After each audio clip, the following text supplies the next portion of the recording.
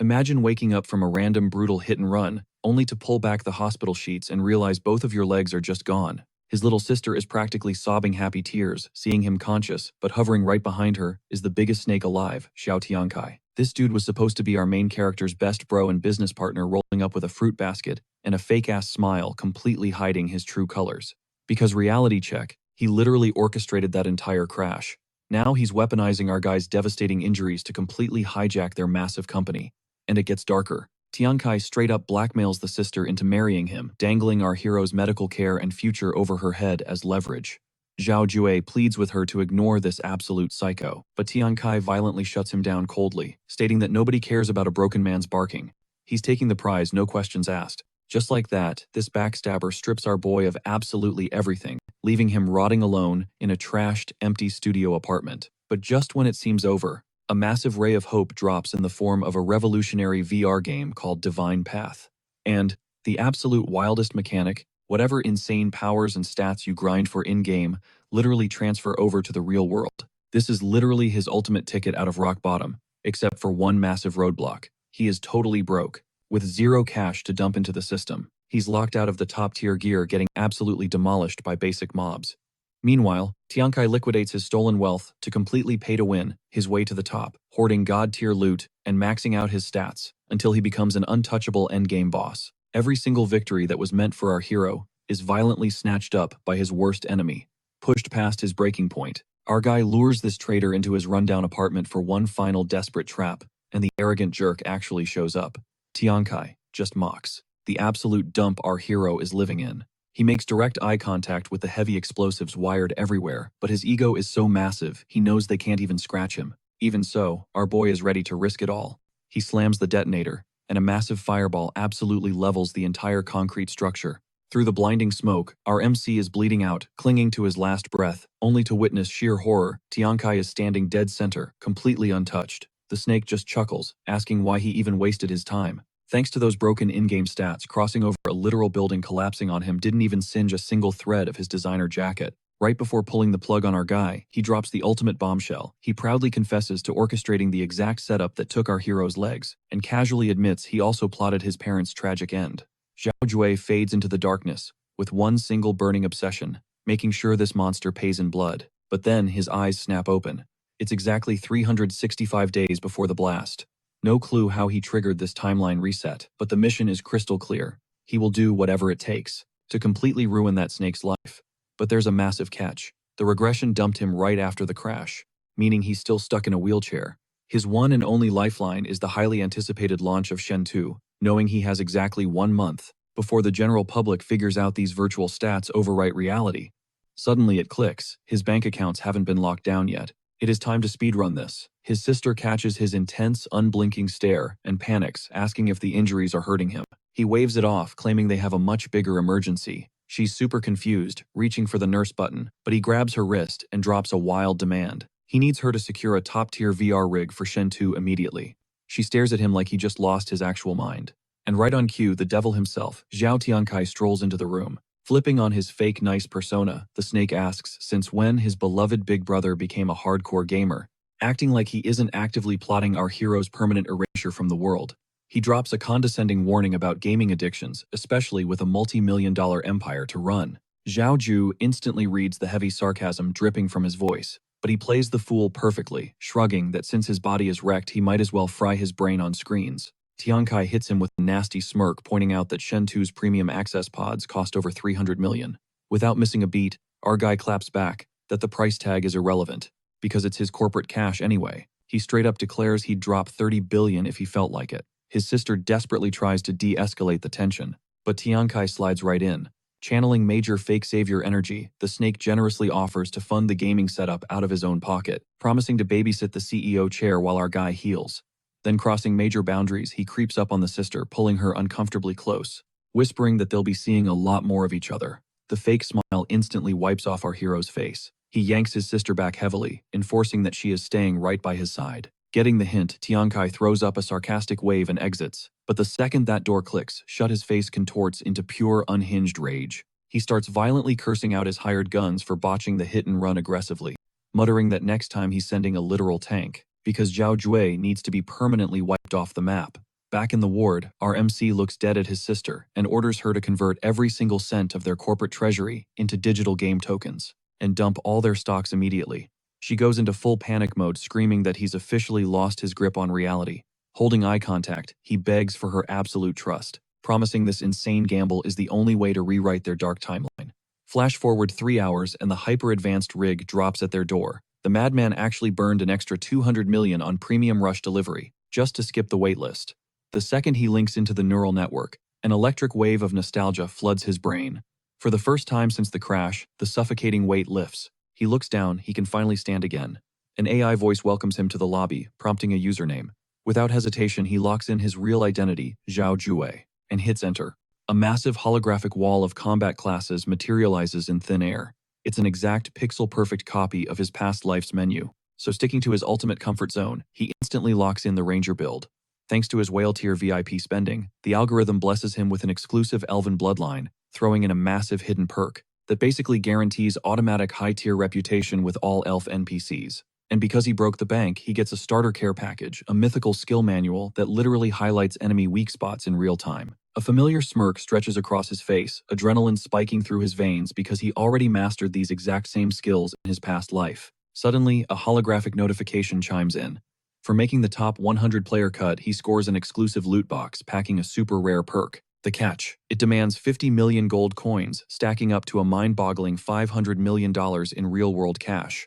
Jojo lets out a low stunned whistle. That price tag is absolute insanity, yet his finger hovers over the buy button without shaking. Fiat currency is about to become totally worthless anyway. Meanwhile, top-tier perks are literal game changers. Back in his previous run, just one measly bleed damage buff let him completely steamroll endless fights. He dumps his entire bank account in a heartbeat.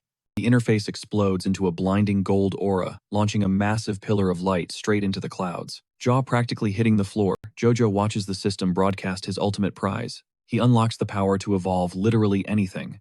His brain short-circuits for a second. He had zero clue a glitch-tier ability like this was even coded into the server. Our boy is utterly speechless, knowing damn well mere cash should never grant access to something this broken. He instantly maxes it out to peep the stats. The passive skill alone grants a guaranteed 100% success rate. To bump any loot, drop up an entire tier, alongside a sweet 5% gamble to trigger a mid-level evolution. But wait, it gets crazier. He bags an active evolution ability, letting him forcefully boost any piece of gear by 2 whole levels, once every 24 hours. Or if the RNG gods bless him with a 10% jackpot, it jumps 3 tiers. Sure, this cheat code only buffs his inventory, instead of his base stats, but he knows it will transform him into an absolute raid boss. Throwing his hands up, a glowing gauntlet materializes, sealing his destiny as a future legend. Strutting through the neon streets, he pictures the entire player base sweating over trash-tier bronze equipment. Meanwhile, he will be rocking full silver armor right out the gate. Dripping with confidence, he is itching to dive in farm mobs and stack up god-tier loot. Still, he needs to play it smart with that insane 24-hour cooldown. Finding an item with massive base potential is priority number 1. Gearing up mentally, he taps the launch icon, summoning the towering digital gateway. Buzzing with pure hype, he mutters that his redemption arc officially starts now. Dropping into the starting zone, Jojo instantly spots a massive swarm of pay-to-win whales. He genuinely believed he snagged a head start, but hordes of newbies are already out here slaughtering low-level chickens, grinding experience like maniacs. The spawn point is a total madhouse of meaningless combat. Jojo just shakes his head at the clown show. Scrapping over trash mobs is a massive waste of time. He craves high-stakes action, like hunting down the tutorial boss to secure that juicy first blood achievement. A red system prompt flashes warning him about the deadly wilderness, but he completely ignores it. The real fast track to max level is clapping dangerous beasts before the masses catch up. Toggling his menu, a scowl crosses his face. His current loadout is absolute garbage.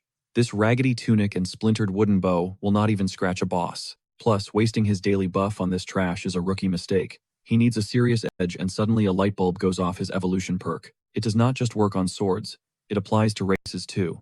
Flexing his aura, he triggers the ultimate hack directly on his own body. Raw power surges through his veins, as a majestic elven crown solidifies right above him. The gamble pays off perfectly, mutating his base class straight into a top-tier royal elf. His agility and aim go through the roof, locking in a guaranteed critical strike on every third hit. Watching his health bar massively expand, the ridiculous cash drop feels completely justified. Rocking these busted stats doing a solo zero-to-hero run is going to be a total breeze. Suddenly, a savage snarl interrupts his thoughts. Pivoting sharply, he spots a level 2 Timberwolf lurking nearby. A squad of random players is already chasing it down, screaming that the kill belongs to them. The entire server is thirsty for that quick experience. Our guy ducks behind a massive oak, quietly analyzing their strategy. Got to hand it to them, these guys have a decent game plan. They figure that partying up to jump tougher mobs is the ultimate fast track to leveling up. Their fatal flaw: they have zero clue about the brutal realism coded into this virtual world. Out of nowhere, the party wizard catches, rustling in the brush behind them, and screams for everyone to fall back. But timber wolves travel in packs, and the squad is instantly cornered. Ferocious beasts lunge from the shadows, sparking absolute chaos. Fangs sink into flesh, delivering a level of agonizing pain nobody signed up for. Reality violently crashes down. Pushing this far into the woods was a death sentence. A dude shrieks in agony as a wolf tears into him, yelling that he will catch the squad back at the spawn point. Within moments, the entire party gets wiped out. Jojo totally capitalizes on the bloodbath while the pack is distracted. Peeking around the bark, he draws his bowstring tight. A perfectly calculated shot snipes the beast right between the eyes. That debut kill triggers a sweet level up, bumping him from 1 to 2. He bags exclusive experience for his elven race, 5 fresh stat points, and a chunk of wolf meat. For a lone wolf, grinding solo, these health regens are absolute lifesavers. 3 angry wolves suddenly lock eyes with him and charge. Eager to test drive his new damage output, Jojo smirks. He activates his royal elven passive, instantly multiplying his dash speed. He blasts off, parkouring across jagged mountain rocks like a total ninja, completely breaking the wolves' aggro and leaving them confused.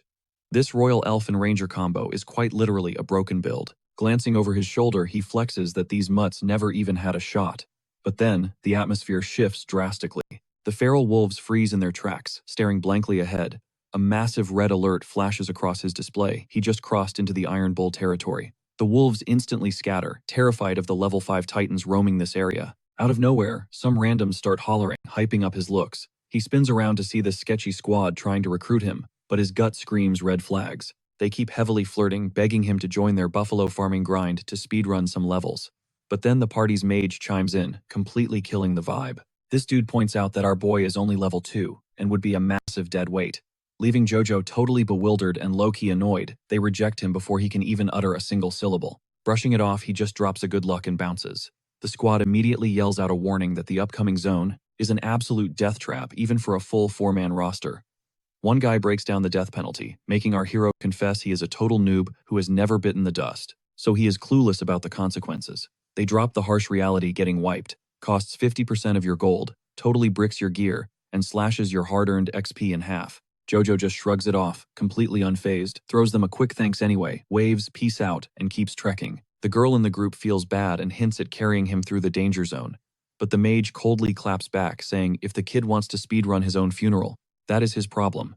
Fast forward a bit, and our guy steps into a gloomy cavern littered with skeletal remains. Bingo. This is the exact hellscape he was hunting for. Suddenly, a massive skull starts vibrating, and a terrifying creature snaps its eyes wide open. The sheer size of this beast is insane, but our boy just stands his ground, locking eyes with the level 10 giant king snake. Instantly, he triggers his weakness detection skill. A glowing target marker violently flashes right onto the back of the massive serpent's neck. Honestly, a normal level 2 player would barely have 200 HP, but thanks to his absolutely busted Royal Elf passive, Jojo is rocking a juicy extra 1000 HP. With that kind of health pool, boss fear does not exist. Gripping his bow, he stares the monster down right as it lunges in for a brutal bite. The beast is crazy fast, but Jojo's reflexes are on another tier. He smoothly sidesteps the lethal strike, draws back his bowstring, and sinks his first arrow right into the target. But a measly 29 damage pops up way lower than he calculated. I guess a boss monster's armor is just built different. Jojo weaves through another attack, thanking his lucky stars that his insane agility keeps him completely untouched. The giant reptile hits like a truck, but its sluggish movements mean he can slowly chip away at its health bar. Confident, our hero lines up another clean neck shot, but the serpent whips its massive tail and flawlessly parries the arrow. He instantly realizes this oversized worm has some serious battle IQ. Now it is fiercely guarding the only critical spot that actually registers massive damage. Pivoting his strategy, he relies entirely on his crazy movement speed and unleashes an absolute barrage of arrows. The monster tanks everything like a fortress, flashing 0 damage across the board. Patiently waiting for a micro opening, Jojo finally threads the needle, landing a shot for 58 damage. This raid is going to drag out way longer than he wanted, but his agility is undeniably carrying him. Out of nowhere, the vibe completely shifts. The boss sucks in a massive breath and vomits a thick toxic smog that completely blankets the cavern. A terrifying poison debuff kicks in, melting away 10 HP every single second. Doing the quick math, he realizes his timer in this dungeon just got brutally short. To make matters worse, the snake slithers up to the cave ceiling, making it a total nightmare to hit. But you do not just back Jojo into a corner. Knocking another arrow, he mutters under his breath that this oversized belt is severely underestimating him. Let it rip. The arrow drills straight into the beast's neck for a massive 116 damage. Talk about insanely lucky RNG. The monster crashes hard into the dirt, swallowing a chunk of bonus damage. All because every third strike triggers a guaranteed critical hit. He drops a cocky smirk, taunting the boss about how much more punishment it can actually take. You can practically see the giant serpent sweating as the realization hits. This tiny human is an absolute menace. Seconds later, the monster's health bar bleeds down to 597 HP, and Jojo is practically glowing with confidence. Even with that toxic fog ticking away 10 HP per second, he knows this victory is in the bag. His own health bar slowly drips down to 1010 HP. The real issue is the snake going into its desperate phase. The second he plants his feet, a flurry of lethal tail whips forces him into a chaotic dodge routine, realizing its normal strikes are missing completely. The furious boss ramps up its aggression relentlessly, spamming attacks just to keep our boy from going on the offensive. He backflips away, smirking at the fact that while the giant reptile has brains, it still wildly misjudges his top-tier agility. Another perfectly aimed arrow pierces the neck and detonates for a juicy 200 critical damage. But then a weird detail catches his eye. The damage numbers popping off the beast's belly actually look chunkier, even though the nape of the neck is supposed to be the guaranteed instant kill spot. His brain instantly starts cooking. If the belly is that squishy, he could melt this boss's health bar in seconds. But suddenly, the monster flashes a literal wicked grin. It slams its massive body into the ground, sending a jagged shockwave ripping straight toward him. The entire cave floor turns into a violent earthquake, completely blinding his line of sight on the boss. He violently drops to his knees as the poison debuff mutates, aggressively skyrocketing to a brutal 20 HP drain every single second. Panic sets in as he stares at his remaining 600 HP. It becomes painfully obvious that this dungeon ruler was explicitly designed to wipe an entire squad of high-level players. Between the suffocating poison and the boss camping on the ceiling, his survival odds just hit zero. Digging into his virtual inventory, he yanks out a slab of premium wolf meat, muttering that this fight is getting way too expensive. He consumes it, triggering a healing buff that restores 20 HP per tick for the next 20 seconds. It does not actually heal him, but it perfectly counters the poison drain, buying him a tiny window to scale the walls. These next 20 seconds are literally do or die. He kicks off into an absolute parkour frenzy. Vaulting from jagged ledge to jagged ledge, he rapidly scales the treacherous rock face. Finally, he secures a sniper's perch directly above the massive serpent. Pulling his bowstring tight, he unleashes an absolutely flawless shot. The giant snake glares up with pure fury, utterly shocked that this kid is still breathing. Thwack. The arrow buries itself dead center into the monster's eye. Thrashing wildly in agonizing pain, the beast violently collapses. Our hero watches the terrified boss desperately try to slither away, but Jojo ruthlessly exploits its completely exposed back. He fires one last devastating arrow straight into the execution spot on its nape, leaving the massive monster turning around in absolute pure terror. The boss watches in absolute terror as Shen knocks another elven arrow. He unleashes an absolute barrage, showing zero hesitation. One last glowing projectile shreds right through the creature's chest and explodes out of its jaw. Its health bar tanks to zero, and that nasty toxic aura finally clears out. A global notification pops up. The game wants to broadcast this massive dub to the entire server, asking if he prefers to stay anonymous. Jojo pauses. Nah, he is totally done playing it safe. He smashes that confirm button and lets the system blast his gamertag. Boom. The world chat absolutely explodes, hyping up player Jojo for securing the world's first clear on the tutorial stage raid boss. Down in the spawn town, newbies are losing their minds. The servers literally just went live, so nobody can fathom how he pulled this off. Tryhard squads are stressing over their own pacing. Even the veteran sweaties are completely baffled. Solo wiping an over-leveled boss should be mathematically impossible. Cut to the blue-haired squad looking absolutely wiped out. They barely survived fighting a single random buffalo, completely convinced they just took down a mini-boss. The heavy-set dude in their party is totally geeking out, dying to know what kind of broken loot drops from a server first clear. His two buddies are busy flexing, daydreaming about getting crack stats to pull some gamer girls. They stand there grinning, practically begging their gorgeous female squadmate for some validation. Right on cue, the server alert flashes across the sky. Jojo just secured a massive bag, 1,000 clout points, and a shiny silver loot crate. Their jaws drop, completely shattered, that someone out there is light years ahead of their squad. Meanwhile, our boy is soaking up massive XP skyrocketing, straight from level 2 up to level 7. He secures 30 fresh stat points, and absolutely dumps every single one into agility. For a ranger, build agility is the ultimate cheat code for insane movement and damage output. It is the ultimate glass cannon strategy. With his build locked in, he turns to the loot pile, but then things get a little weird. The standard drop rate of 10 silver pieces somehow glitched, magically transforming into 10 pure gold coins. Keep in mind, average players are out here grinding buffaloes for a single, measly copper. Suddenly, a blinding golden aura starts pulsing from his inventory stash. Did his hidden passive just trigger again? He checks the stash and is completely mind-blown. It is not gold, it is a mythical crystal coin. We are talking about an ancient, basically extinct currency. You can use these bad boys to bribe hidden merchants for totally game-breaking unlisted gear. Tossing one of these to an NPC instantly maxes out their trust meter. Jojo is practically vibrating with hype over this insane pull, because back in his past life, these things were basically urban legends. He had never actually held one. He knows exactly how incredibly rare this rock is, and hoarding it for the endgame is a massive power play. He sweeps up the rest of the drops and pops open his inventory screen. Bagging the loot yields a massive flex, a silver tier serpentine short sword, packing some seriously heavy attack stats. He lets out a disappointed sigh though. Since it is not a ranged weapon, it is practically dead weight for his specific build. Whatever it is, prime auction house bait. He can definitely flip it for a fat stack of cash.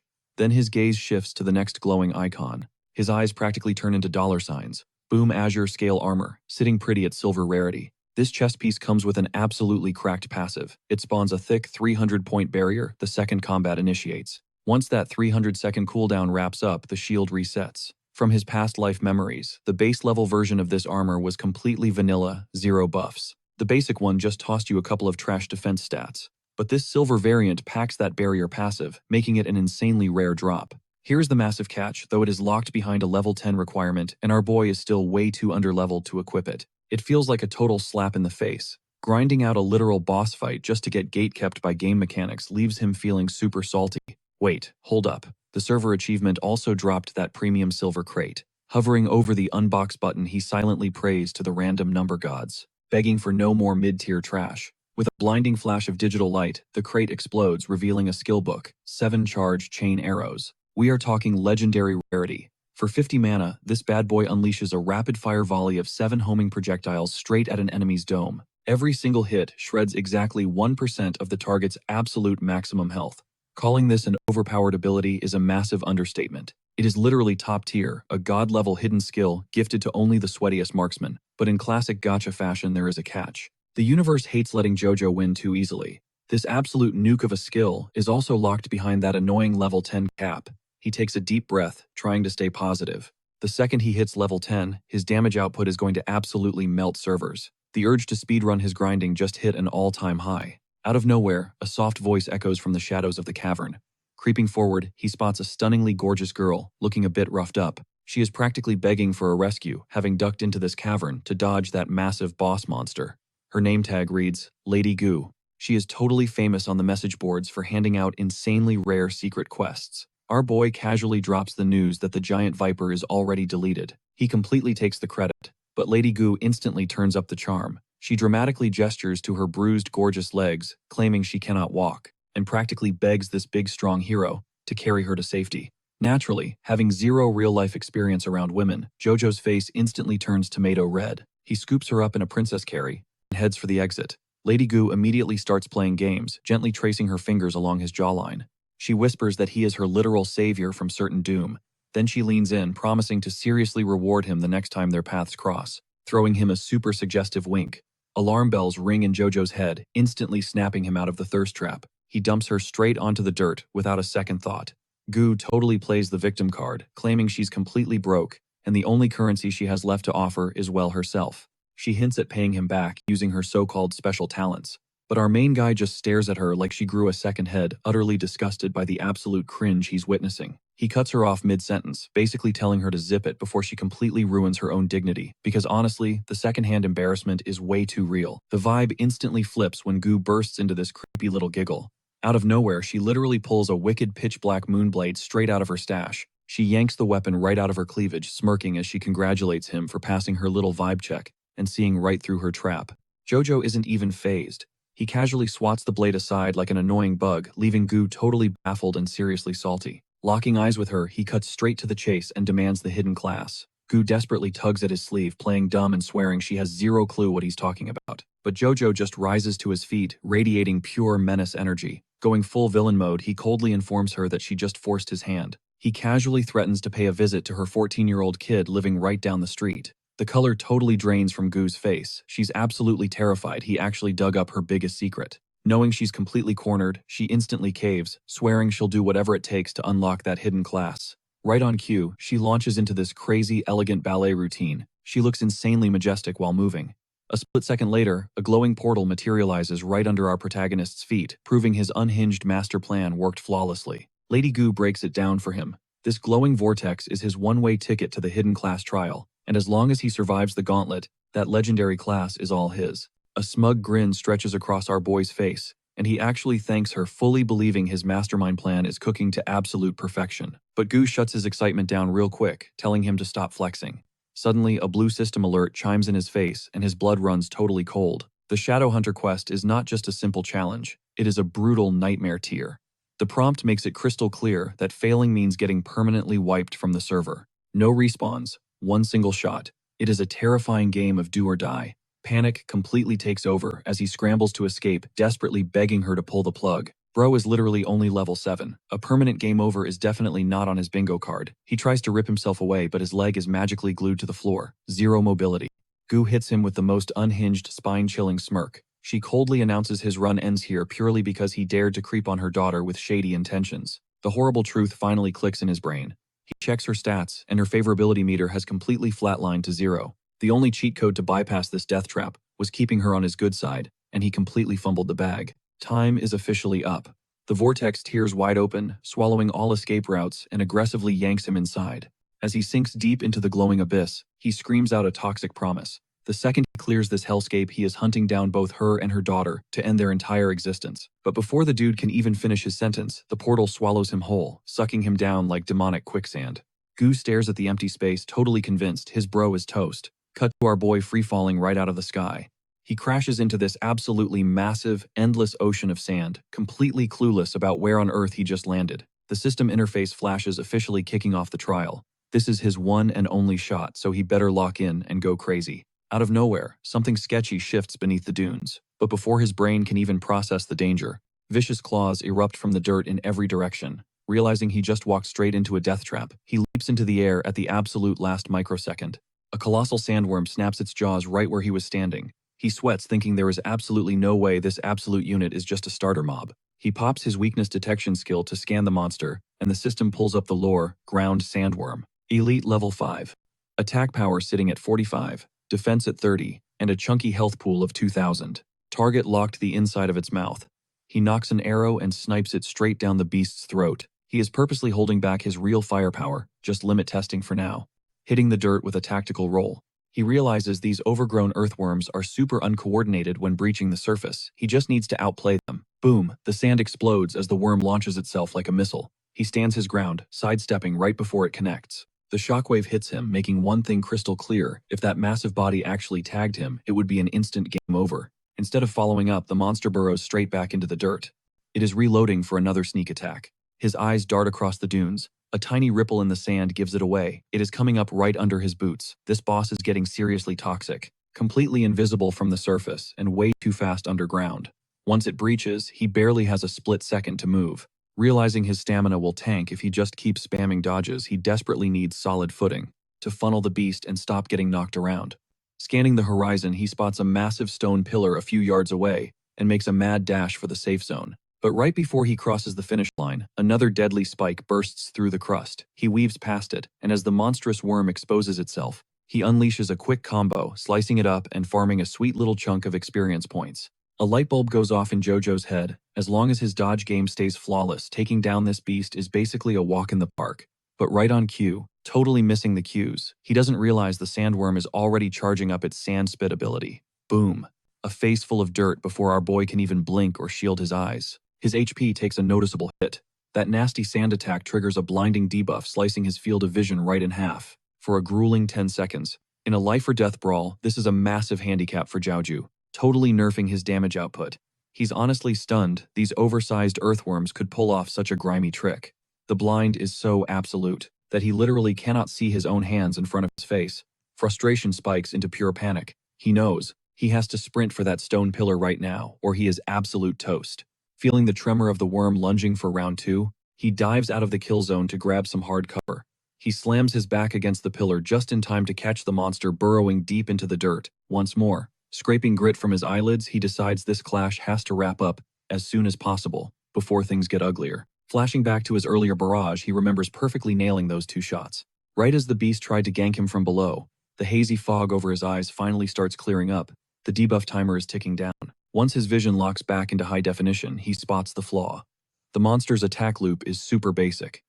Now that he has downloaded its moveset, kiting this thing is going to be a total joke. He knocks an arrow fully prepped to punish it. He shouts a taunt to bait the aggro instantly, feeling the heavy rumbling vibrating through the floor. The massive beast explodes upward from the soil, but he casually sidesteps the strike. Before the freak of nature can trigger another blinding wave, he pivots hard, sliding right behind the stone column for absolute safety. Drawing his bowstring tight, he snipes an arrow straight down the creature's gaping throat, deleting a massive chunk of its health bar. However, the worm suddenly stops charging head-on, clearly trying to stall for time and drag out the phase. Moments later, it re-engages. He unleashes an absolute rapid-fire barrage, peppering the beast until the final kill shot connects, leaving it lifeless on the dirt. A notification chimes as he hits level 8. 10 copper coins drop from the carcass, instantly morphing into shiny silver ones. He also scores the Sand Boots, a solid bronze-tier equipment piece that drastically boosts his movement speed across desert terrain. Yet our guy is completely underwhelmed. Honestly, it feels like utter garbage loot, considering he just soloed an absolute unit of a monster. Sure, the XP gains were thick, but he was holding out for that sweet silver-tier weaponry. Suddenly, a strange rune carved onto the stone column lights up like neon. Scanning the structure, he spots 8 identical engravings, with just one currently glowing. The math is simple. A whole swarm is incoming. Without warning, the earth shatters around him as multiple monsters spawn in, chaining their aggressive lunges from every possible angle. He realizes instantly that this is a wipe-the-room scenario if he wants to clear the stage. Vaulting straight to the top of the pillar, he secures the high ground. He grins, realizing this zone is an insane XP farm, but staying down in the dirt, that is a pure death wish. One wrong step means pulling aggro from 7 colossal beasts simultaneously. Tanking that kind of group damage would totally flatline him. His brain shifts into overdrive, cooking up a genius strat to artificially trigger tremors, while chilling up in his sniper's nest. That way he can force them to surface and pick them off from afar. A light bulb goes off, and he rips open his spatial inventory. Grabbing a handful of silver coins since the copper ones lacked the right weight, he aggressively chunks them down at the sand. The bait works perfectly. A monstrous head bursts through the crust right at the impact zone, and he immediately fires a volley. But hitting from this extreme high angle makes locking onto its critical hitbox practically impossible. Factoring in the creature's insane natural armor stats, his arrows are only putting out a pathetic 35 damage per shot. Still, the massive upside here is that his wallet is thick, and he has zero schedule to stick to. He commits to cheesing every single worm in the room to secure that W. Fast forward 4 agonizing hours, and the marathon grind finally concludes. Our boy exhales a massive breath, physically drained from the endless repetition of drawing his bow. He stares down at the absolute graveyard of monsters, riding a huge wave of gamer pride. The grind paid out big time. He has smashed through to level 10, bagged 15 unspent attribute points, and permanently bumped up his max mana pool by 30. He was so caught up in the zone that hitting the level 10 milestone snuck right up on him completely, courtesy of those overgrown snakes, feeding him an endless buffet of XP. Firing up his player status menu, he starts calculating where to dump his fresh stat points. His health bar is sitting comfortably near the 2,000 mark right now, yet he knows his drop rate RNG is currently in the gutter, locked at an abysmal 0. Without hesitating, he dumps every single new point straight into his luck stat, cranking it straight up to 15. Because luck scales directly with critical accuracy and dodge frames, his combat maneuvers instantly get a massive buff. Suddenly, his signature evolution passive flashes to life. It hits him that he really should have gone with a luck build way earlier, seeing as it's already paying massive dividends. Triggering the broken passive skill on one of the dead mobs, he watches in pure awe. The energy completely vaporizes the carcass into thin air. It is absolutely mesmerizing. Back in his previous timeline, he was always too broke to afford any decent system upgrades. Rocking trash-tier damage and paper-thin health, his only survival strategy was forcing every single point into basic vitality and strength just to breathe, locking him out of insane utility builds like this one. His thoughts are suddenly cut short by a blinding flash of purple light bleeding out from the monster's remains. The universal gaming sign for an epic tier drop. His hype levels absolutely skyrocket, hyping him up for the ultimate jackpot he so badly deserves. But then he checks out Sand Escape. It's a legendary tier drop that basically gives him ghost mode in the sand. The catch: it is completely useless outside of desert biomes. Honestly, for a legendary item, it is a massive letdown. Still, he pockets it anyway. You never know when you will need a sneaky escape route or a dirty stealth kill. He drops 10 silver points to unlock the ability. Then it hits him. He just hit level 10, meaning that sweet skill from the silver chest is finally available. Boom, he cashes in another 20 silver for the 7-star arrow. Plus that sick blue armor he snagged earlier, it is finally ready to wear. Slapping it on gives his stats an insane power spike, making him feel absolutely unstoppable. It even buffs his aura, giving him some serious high-level drip. At this point, he is dead certain he is sitting at the very top of the server leaderboards, and his ego is definitely inflating. But then, the glowing pillar catches his eye. Every single rune on the tower is blazing. The mobs are totally wiped out, and his inventory is full. So why is it dead silent? He was bracing for some epic boss spawn explosion, or some crazy alien monstrosity tearing out of the tower, leaving him scratching his head about the stalled progression. Right on cue, the earth violently shudders. A massive quake rips through the zone, sending a genuine chill down his spine. Straight out of a shonen anime, an absolutely massive temple erupts from the dust. He strides right toward the towering gates, realizing the true endgame loot is locked inside. His blood pumps with adrenaline. This is the ultimate testing ground for his brand new kit. Suddenly, his little sister's voice bleeds through the headset, yelling from upstairs that dinner is ready. She actually cooked his favorite meal and is waiting out in the real world. He snaps at her to step away from his gaming pod, warning her she is going to get hurt. Right then, an incoming call notification flashes across his HUD, asking if he wants to log out. He slams the reject button. If he disconnects before clearing this dungeon, he permanently fumbles his shot at locking in that overpowered hidden class. He is absolutely trapped in the grind, even if it means breaking his sister's heart. Xiao Tang softly argues that he has been plugged in for 8 straight hours, and reminds him his body is still recovering and desperately needs sleep. But Jiao Jiao isn't hearing any of it. He barks at her to leave him alone until she stomps off in a rage. She walks away crushed, wondering why her brother turned so toxic, and why he is constantly so hostile. Back in the virtual world, a massive wave of guilt washes over our boy for lashing out. But becoming the absolute best requires heavy sacrifices. He activates Phantom Hunter, scanning the Dark Temple to analyze the upcoming threat. The second he crosses the threshold, red system warnings flood his vision, screaming at him that the threat level is off the charts. He instantly knows he just stepped into the final boss arena. A colossal shadow drops right in front of him, and he actually smirks at the sheer absurdity. It is a literal giant crab. Since when do crabs spawn in a desert wasteland? His interface identifies it as the Sand King, a gold-tier boss, sitting at level 15, boasting a lethal area of effect skill called Sandstorm. He immediately pops his weakness detection, only to realize this tank's armor and health pools are straight up broken. Even with his advanced tracking gear, the scanner comes back totally blank. For the very first time, he is walking into a brutal deathmatch entirely blind. Before his brain even registers the danger, the boss lunges. Jiao Jiao dives out of the way, assuming a beast this massive has to move in slow motion. He is dead wrong. The sheer kinetic shockwave violently launches him backward, slamming him brutally into the rock face. 100 hit points vanish instantly. His mind reels that wasn't even a direct strike yet. The splash damage nearly broke him. He completely underestimated the blast radius. He silently praises the gaming gods for that 300-point barrier, baked into his brand new armor. If that heavy claw had actually connected with his skull, it would have felt like eating a freight train, and his run would be completely over. Glancing at the massive smoking crater left by the monster's smash, the reality sets in. This isn't a mob of trash-tier sandworms. This is a true gold-tier nightmare. Trapped in the kill zone, he unslings his bow. He lets an arrow fly, hitting his target for a pathetic 1 point of damage. Total panic spikes in his chest. That shot was meant to be a heavy hitter, but scratching it for 1 HP is basically a joke. The Juggernaut winds up for another lethal smash, forcing him into a desperate rolling dodge to survive the blast wave. Since his damage output is literally garbage right now, his only play is to exploit his agility and keep kiting, or the next tremor will turn him into paste. Suddenly, the colossal crustacean rears back for a devastating follow-up, and our guy realizes he is backed completely into a corner, with 0 escape routes.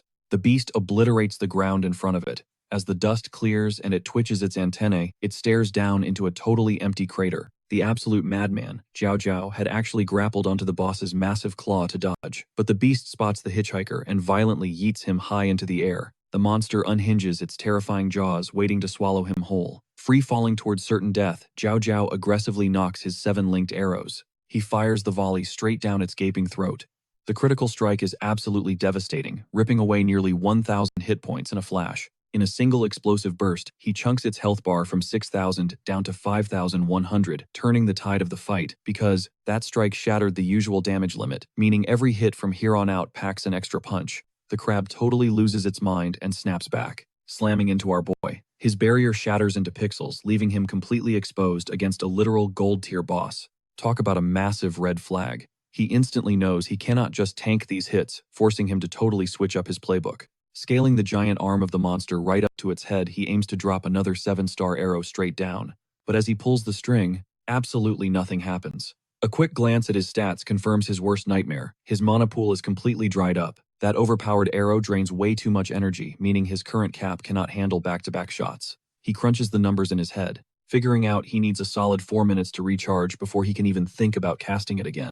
Suddenly, the massive beast launches itself into the air, aiming to flatten Xiaozhou like a pancake. He bails immediately, free-falling back to the dirt. Racing against the clock, he knows he needs to crank up his speed if he wants to land a lethal blow or bring the cave roof down on it. But glancing up, a glowing indicator catches his eye. His scanner skill finally booted up, pinpointing the ultimate sweet spot, the underbelly. The radar was not glitching after all. That weak point was just buried beneath layers of impossible armor this whole time. Blaring system alerts flood his vision. The boss is charging its ultimate move. If our guy gets locked inside the blast zone, he is going to eat 100 damage every single second. He braces himself totally blind to what kind of chaos is about to drop. When massive cyclones rip through the arena boxing him in, panic definitely sets in. Getting blasted once is fine, but slowly bleeding out from continuous hits is a death sentence. He scrambles to escape only to hit a brick wall of crushing wind pressure. All his abilities are locked out and cover is non-existent. Watching 100 experience points melt away tick by tick, Xiaozhou realizes this hurricane might actually be his grave. Being trapped in this meat grinder guarantees a respawn screen, or at best leaves him crippled. Fighting through the gale, he blind fires an arrow that somehow connects for 260 damage, an absolute miracle given he barely aimed. He mentally roasts the giant crustacean, furious that it gets to chill while he fights for his life. The beast just stares him down as the vortex tightens, shredding his health bar. Then, after what feels like forever, the storm violently cuts out. Scanning the empty crater, the monstrous crab tilts its head in pure confusion. Our boy looks completely wiped off the map, but the reality? He triggered his sand escape right before impact, swimming beneath the dirt. The exact second the boss relaxes, Xiaozhou erupts from the ground, burying an arrow deep into that soft underbelly, and making the beast screech in agony. It instantly triggers another hurricane, but this time, our guy just smirks. He pops sand escape again, diving seamlessly into the bedrock, only to breach the surface miles away from the danger zone. He unloads a quick volley of arrows, shaving off another 500 health points from the raging monster. Now completely tilted, the boss burrows down to chase him. Xiaozhou literally laughs at the attempt, sinking into the earth himself and popping up across the field like a game of whack-a-mole. The most insane part about this ability, 0 mana, cost 0 cooldown. It is absolutely broken, and our hero is finally grasping its god-tier potential. He spams the maneuver endlessly, driving the creature insane, while slowly chipping away at its life. Fast forward through hours of this toxic loop, and the battered beast faintly calls him a coward. Wait, hold up, this thing can actually talk. Another 3 grueling hours pass, leaving our guy completely exhausted.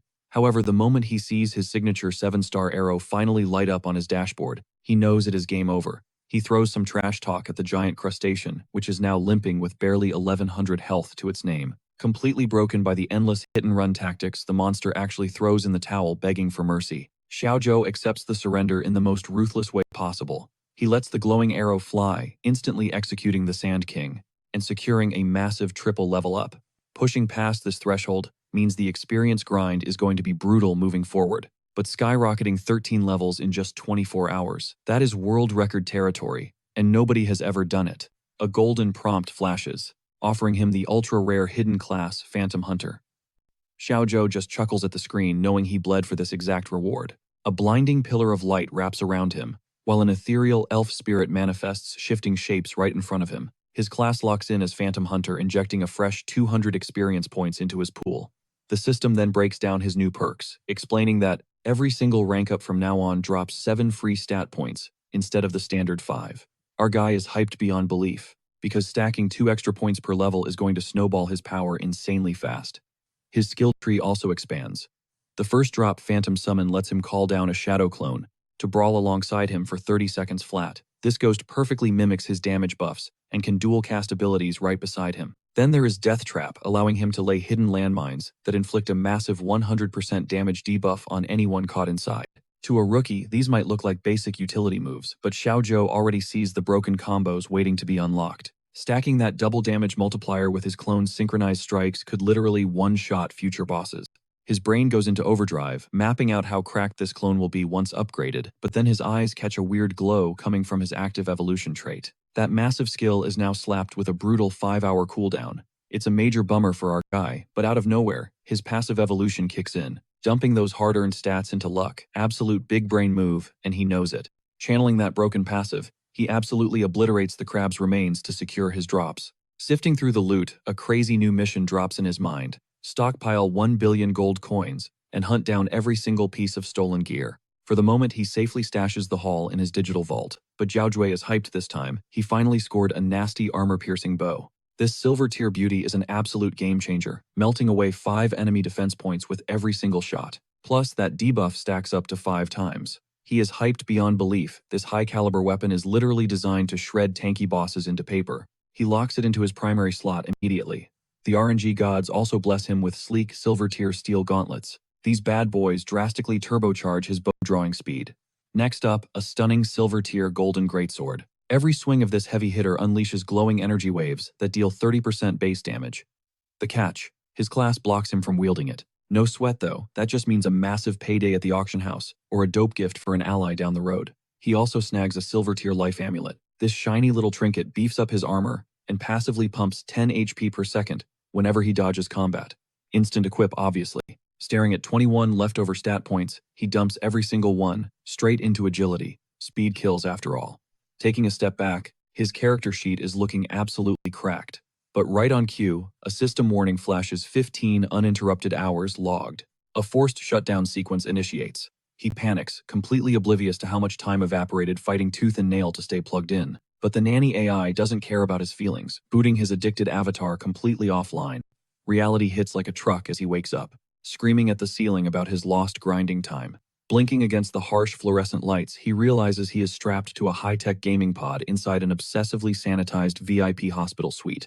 The cringe hits him instantly. Grown-ass man totally exposed by a youth anti-addiction protocol. Mortifying. Humiliation aside, his digital conquest is scaling perfectly.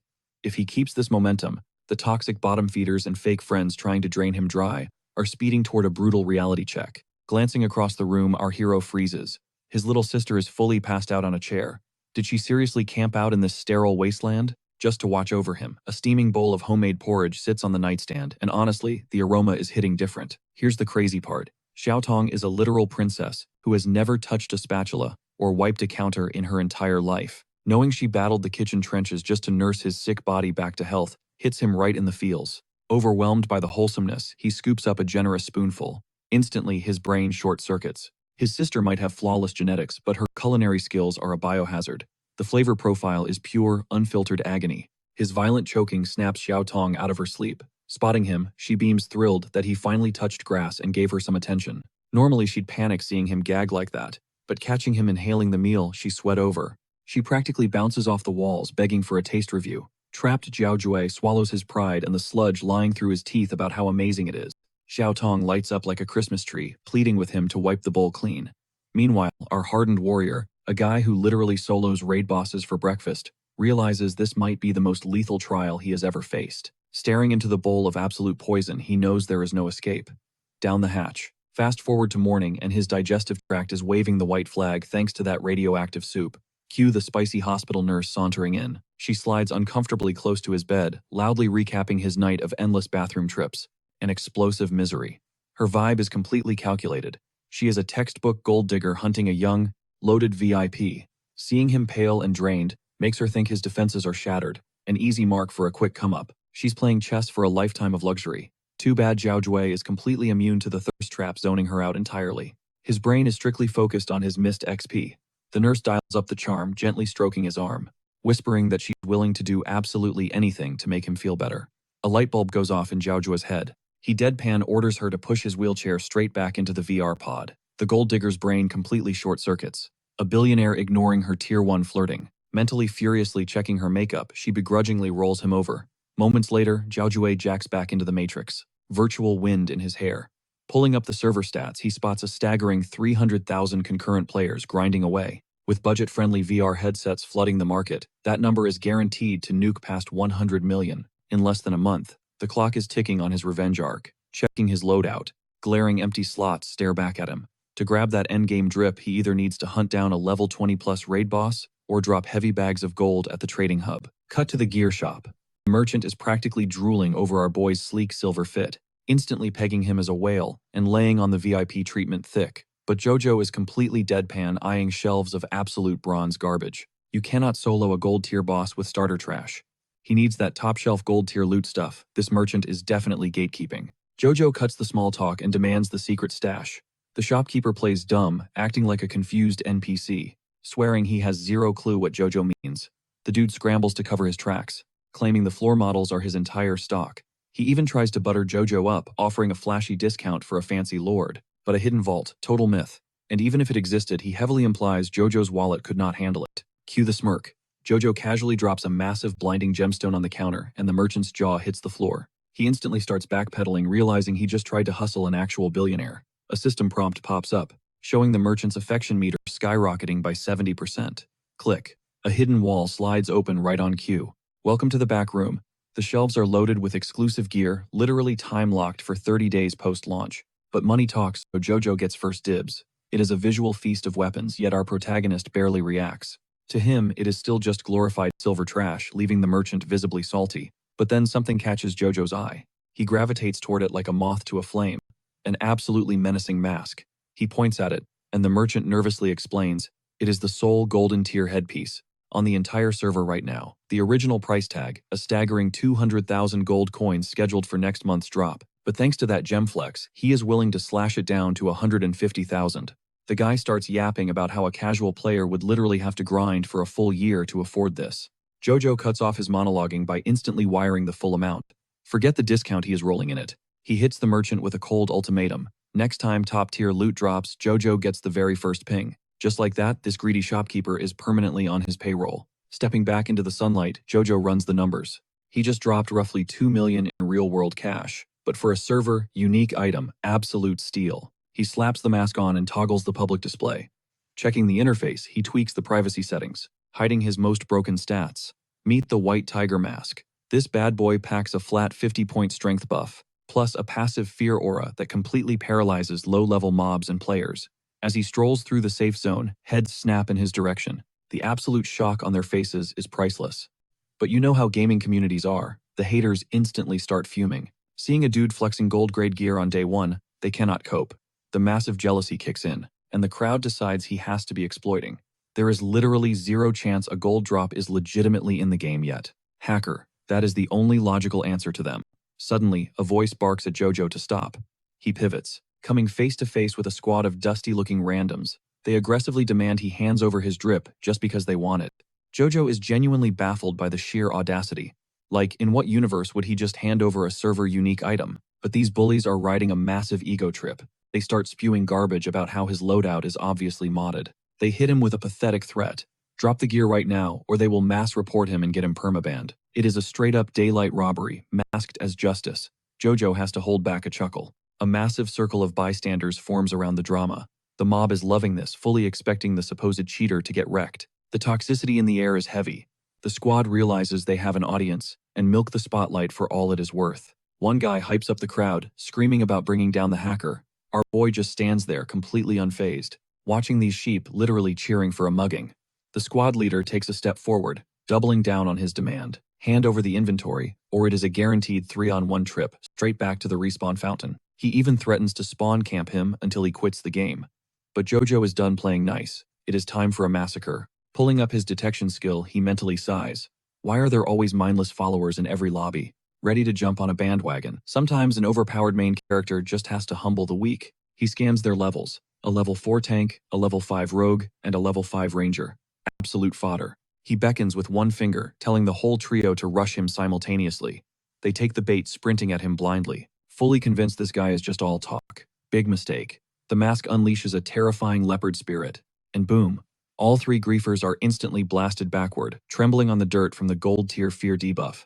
The entire crowd falls dead, silent, absolutely shook. The brawl wraps up in a literal blink. Stepping over the wreckage, our guy gets right in the gang boss's face and casually drops his gamertag Morning Wine Evening Song. He follows it up with a stone-cold invite, telling the loser to slide on him whenever he wants, if he actually has the guts. A random dude in the crowd suddenly freezes. That specific username, it rings a massive bell in his head. Swiping open the global leaderboards, his jaw hits the floor. Our dude isn't just good, he sits at the absolute #1 spot worldwide, and these fools just tried to jump a god. The whole lobby practically short circuits, realizing they just messed with a living legend. The switch up is insane.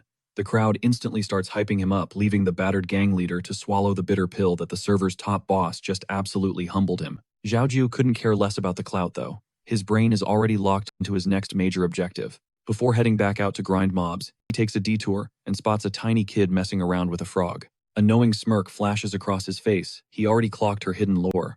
Closing the distance, he casually drops Lady Gu's name. Instantly catching an attitude, the sassy kid claps back, demanding to know why this giant is treating her like a toddler when they look practically the same age. Bingo. Her fiery response is all the proof our hero needs. Dropping down to her eye level, he cuts straight to the chase. "You're Gu's kid, Gu Linger, right?" The kid's brain totally buffers.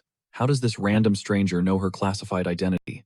But Zhaoju is feeling completely devious today. Without blinking, he spins a wild fib, claiming her mom already signed a contract for them to tie the knot in exactly 5 years. Poor Linger completely panics. Stuttering a mile a minute, she bolts toward her house, screaming her lungs out for her mom like a total nightmare just dropped. Hearing the absolute chaos, Gu bursts through the door, scooping up her frantic kid while trying to process the absolute nonsense she is blurting out. Cue the dramatic entrance. Our guy steps out of the shadows to announce himself, leaving Gu totally stunned that he actually survived the nightmare-level trial. But for an absolute beast like Zhaoju, it was basically a cakewalk. He quickly jogs her memory about his promise to track down her kid once he escaped. He always keeps his receipts, so he is here to collect.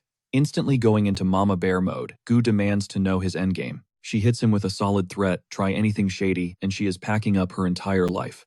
This actually makes our guy stumble for a second. Bro literally terrorized an in-game character so badly she wanted to change zip codes, a historic first in the server's entire history. Throwing his hands up in surrender, he tells her to chill out.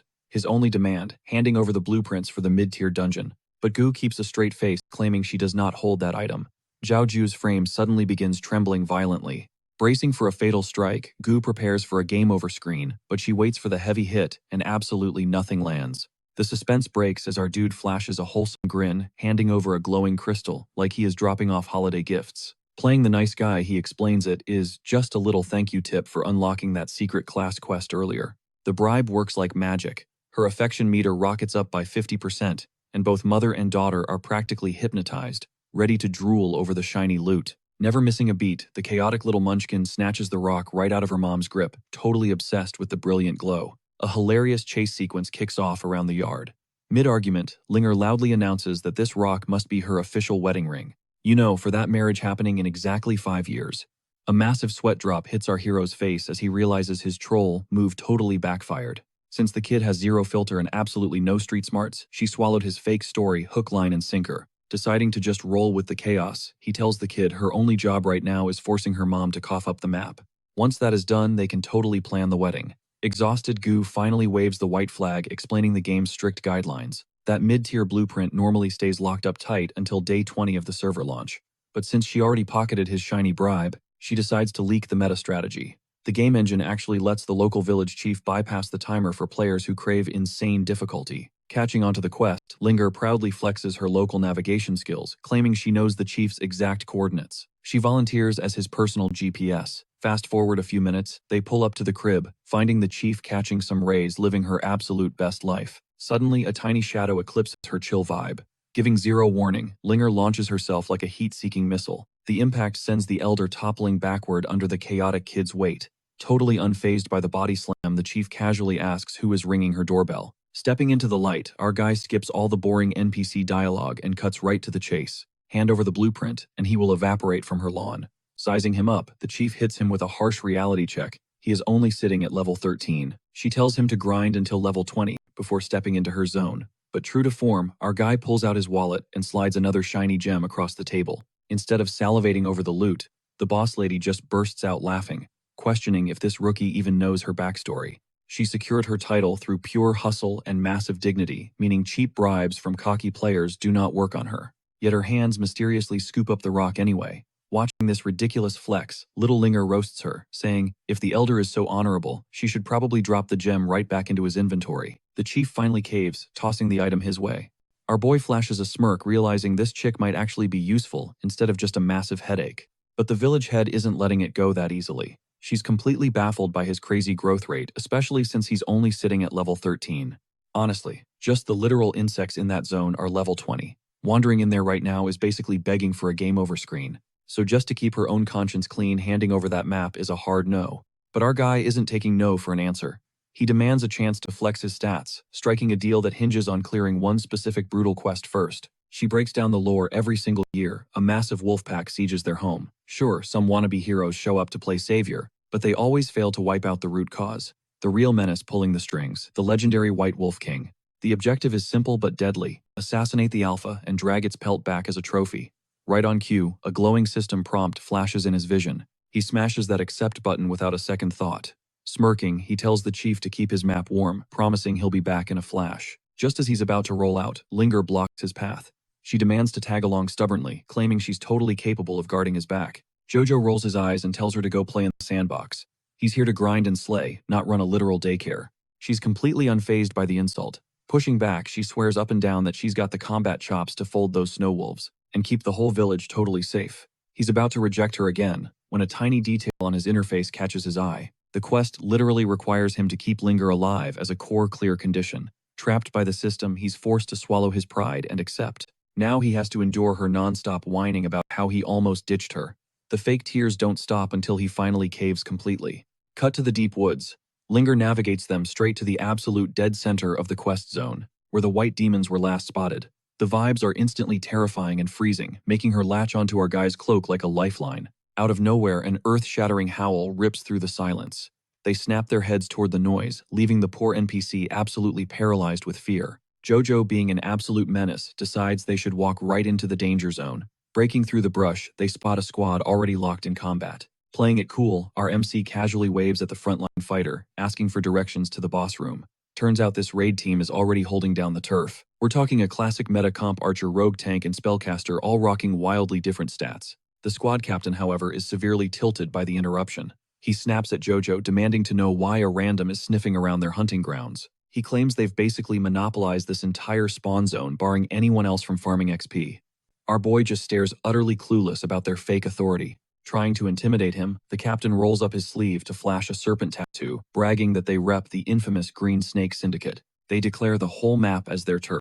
While Jojo just looks puzzled, the try-hard leader gloats that they also lock down the Minotaur farming spots. The ultimatum is simple: cough up a massive protection fee if you want to farm here. Refuse, and they'll PK him straight back to the spawn town where he belongs, farming low-tier poultry. Suddenly, the captain clocks Linger, instantly realizing she doesn't have a player tag. He calls her out as an NPC, guessing this must be some exclusive escort quest. Jojo instantly shifts into protective mode, shielding her, and telling these clowns to mind their own business.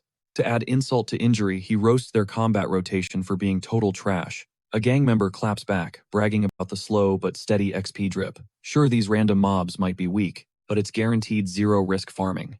Mid-argument, Linger's instincts go into overdrive, screaming that a massive threat is closing in fast. A terrifying blur of shadows weaves through the timber. Jojo snatches Linger by the waist and vaults into the canopy. Down below, the toxic squad actually thinks they just bullied him into running away. In reality, our guy pities these absolute noobs for missing the suffocating bloodlust flooding the zone. A colossal beast materializes right above the cocky group. Toxic drool splatters onto the female mage's shoulder, and as she slowly tilts her head back, she's staring straight down the abyss of the alpha's jaws, inches away from snapping shut. Zero time to process, zero time to scream. The monster literally devours her whole, leaving just her boots dangling from its fangs. Witnessing the raid boss absolutely violate their teammate, the remaining players scatter in pure panic, but the beast treats them like chew toys. Then it glitches right out of reality, teleporting to execute brutal stealth takedowns, squashing them like absolute bugs. It's a total gore fest.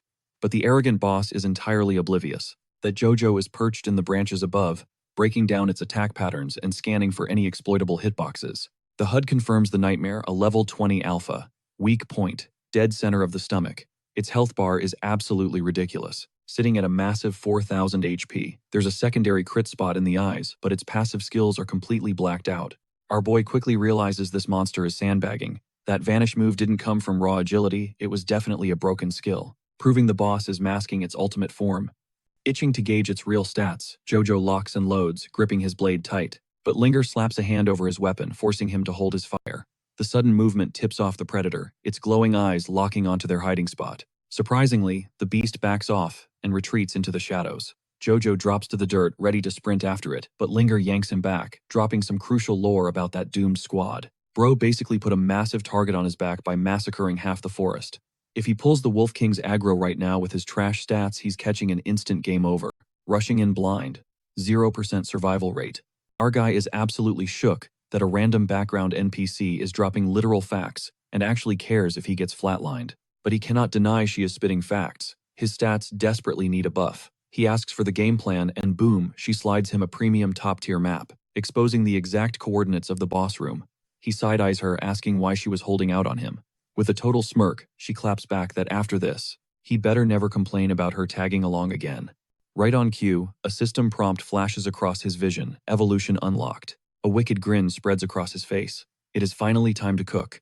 A slick, glowing gauntlet materializes on his forearm, dripping with so much style even Linger cannot look away. Riding that main character ego trip, he hypes himself up and instantly smashes that bloodline evolution button a second time. Major fail. A massive red error message glitches across his screen, tanking his aura straight into the negatives. System says, "Nope, you already evolved this, buddy." Playing off the cringe with an awkward chuckle, he figures it was worth a shot. It hits him that his only play, right now, is to pump up that phantom ability, something he hasn't even taken for a spin yet. Time to see what this thing can actually do. He triggers the skill without hesitation. Brilliant azure energy explodes around him, and a towering ghostly clone manifests right above him in the sky. It looks like a literal comic book hero sculpted out of living ocean waves, an absolute unit of a reflection. He throws a quick glance at his NPC sidekick, wondering if he could pass some of this insane buff to her, and honestly, he is probably spot on. But first, he needs to stress test this water clone. He commands the ghost to draw its bow and fire the 7-star arrow. The clone nails the stance perfectly, but right before it lets the arrow fly, he hits the brakes. A massive realization hits him. This copycat can spam his actual skills. The gears in his head start turning, cooking up a 200 IQ glitch to completely break the game. Zhao Ju issues a wild command. He tells the phantom to evolve itself. It instantly morphs. Blinding golden shockwaves ripple outward, and since they are spiritually linked, the sheer force of the upgrade surges through his own veins. The single clone splits into a double phantom setup. The system violently flashes a warning. Max level reached, no more upgrades allowed. He is now rocking twin clones, each packing 60% of his base damage for 60 whole seconds. He honestly expected the game to block this exploit, so he is absolutely losing his mind that it actually popped off. Linger deadpan asks if he is literally hacking, but he just busts out laughing. Hacking could never look this clean. He is out here dominating the server with pure, unfiltered galaxy brain tactics. She quickly humbles him, pointing out their victory odds against the boss are sitting at a measly 20%. Our guy cracks his knuckles, deciding that rookie number needs a serious bump. He dumps his resources into the 7-star arrow, mutating it into the legendary 7-star flaming arrows. 7 rapid-fire incendiary shots all locked onto one unlucky victim. The best part? Every single hit inflicts raw, true damage, wiping out exactly 1% of the target's max health. He clicks his tongue slightly salty that the skill didn't jump up to 8 shots. Linger instantly roasts him for being greedy, reminding him that this level of damage is already completely broken. She runs the numbers again. Win rate just spiked to 34%. Right on cue, a system chime dings. His clone ability is already off cooldown. Even the master tactician himself is stunned by that speed. He tries to trigger his active evolution again, but a grayed out icon tells him to wait. It clicks instantly. The clones don't just copy his damage, they inherit his exact cooldown timers. Since he just blew his active evolution, the water boys are locked out too. Note to self, always pop the clone upgrades before diving into a boss fight. Otherwise, things could get real messy real fast. Snapping back to reality, he signals Linger to follow his lead, teasing a brand new strat to push those survival odds way up. She is completely clueless about his endgame, but trails right behind him anyway. They hit the riverbanks and absolutely decimate an elite crocodile. Its loot drop prime meat that heals 200 health points and slaps a nasty 30% speed buff on them. Bagging S-tier consumables like this is a massive win. He summons a phantom just to run the grill, and 60 minutes later, Linger lets out a satisfied burp. After inhaling her body weight in premium surf and turf, Zhao Ju just smirks. When you cook with legendary ingredients, the results speak for themselves. With their health bars topped off and buffs active, he casually stashes the leftover steaks into his spatial inventory. He does a quick mental check, realizing his trio of clones operates with terrifying efficiency. Stocked up on busted healing items and a literal ghost squad tearing through the wolf pack should be a breeze. He demands an update on the odds. Linger checks the stats, they are sitting pretty at 40%. He hops to his feet, eyes locked on the boss fight ahead, and sprints into the danger zone with his NPC sidekick in tow. But here is the crazy part. A squad of super sketchy players is creeping in the shadows, tracking their every footstep. Arriving at the gloomy entrance of the boss, Den Zhaoju tosses Linger a genuine nod for clutching up with the intel. He spawns his watery clones and immediately spams the death trap skill. Here is the math: clones live for 60 seconds, traps take 30 seconds to recharge, which means each ghost drops 2 bombs before vanishing. 4 lethal traps per cycle. He loops this insane exploit back to back, paving the entire doorway into a literal minefield. The kicker, to anyone else the ground looks totally empty. Only he sees the glowing danger zones. Linger is looking at him like he is way too paranoid, especially since his survival odds haven't moved an inch. Chomping down on some croc meat, he reminds her that the boss is a speed demon. If he doesn't cage this beast up, it is over. She gives him a nod, completely trusting the process. But she quickly points out the glaring issue: their win rate is not even cracking 50%. Zhao Ju just hits her with a cocky smirk, flexing that he's still holding the ultimate trump card. He orders her to stay out of sight behind a massive tree, locking down the perimeter with a ring of traps to guarantee her safety. The golden rule: do not move a muscle no matter what nightmare crawls out of the shadows. With her secured, our MC steps up and shouts out the White Wolf, King practically begging the beast to catch these hands. The trash talk absolutely works. The massive alpha slowly creeps its head out of the den, while Zhao Ju squares up, just waiting for the monster to trigger his hidden minefield. The Wolf King is literal inches away from stepping out, but right at the last second, it catches a weird scent. Instead of lunging forward, the beast pulls a hard reverse back into the shadows, looking like a dude who just remembered he left the oven on at home. Zhao Ju is left completely baffled, suddenly realizing he heavily downplayed this monster's insanely high survival instincts. Frustrated, our guy starts yelling again, branding the beast a straight-up coward and trying to force aggro out of the White King one more time. Safely tucked behind the oak, Linger peeps his whole performance, quietly thinking that, sure, he has his cool moments, but he really needs to prove his worth if he is seriously planning on wifing her up someday. What she entirely misses, though, a sketchy hand reaching out from the blind spot, slamming over her mouth to crush her screams into total silence. The absolute creep who had been stalking our duo this whole time snatches her up, making a clean grab. Right on cue, a system alert flashes in front of Zhao Ju's eyes, trap activated. He instantly scans the den, but the boss zone is completely untouched. The math clicks in his head, the defensive grid he set for Linger just got tripped. Panic spikes as he assumes the mutant wolf somehow flanked them, but when he whips around to check her spot, he catches a squad of low-level goons, literally dragging a kicking and screaming Linger through the dirt. Their scumbag leader just chuckles, calling her a feisty little wildcat, all while his lackeys complain because one of them is still locked in Zhao Ju's brutal snare. Our MC casually crashes their villain monologue, ordering the big boss to drop the girl immediately. Linger instantly flexes, yelling that her literal husband has finally arrived to hand out free beatdowns. The goon squad is completely thrown off, side-eyeing this tiny girl and wondering how someone her age is already hitched.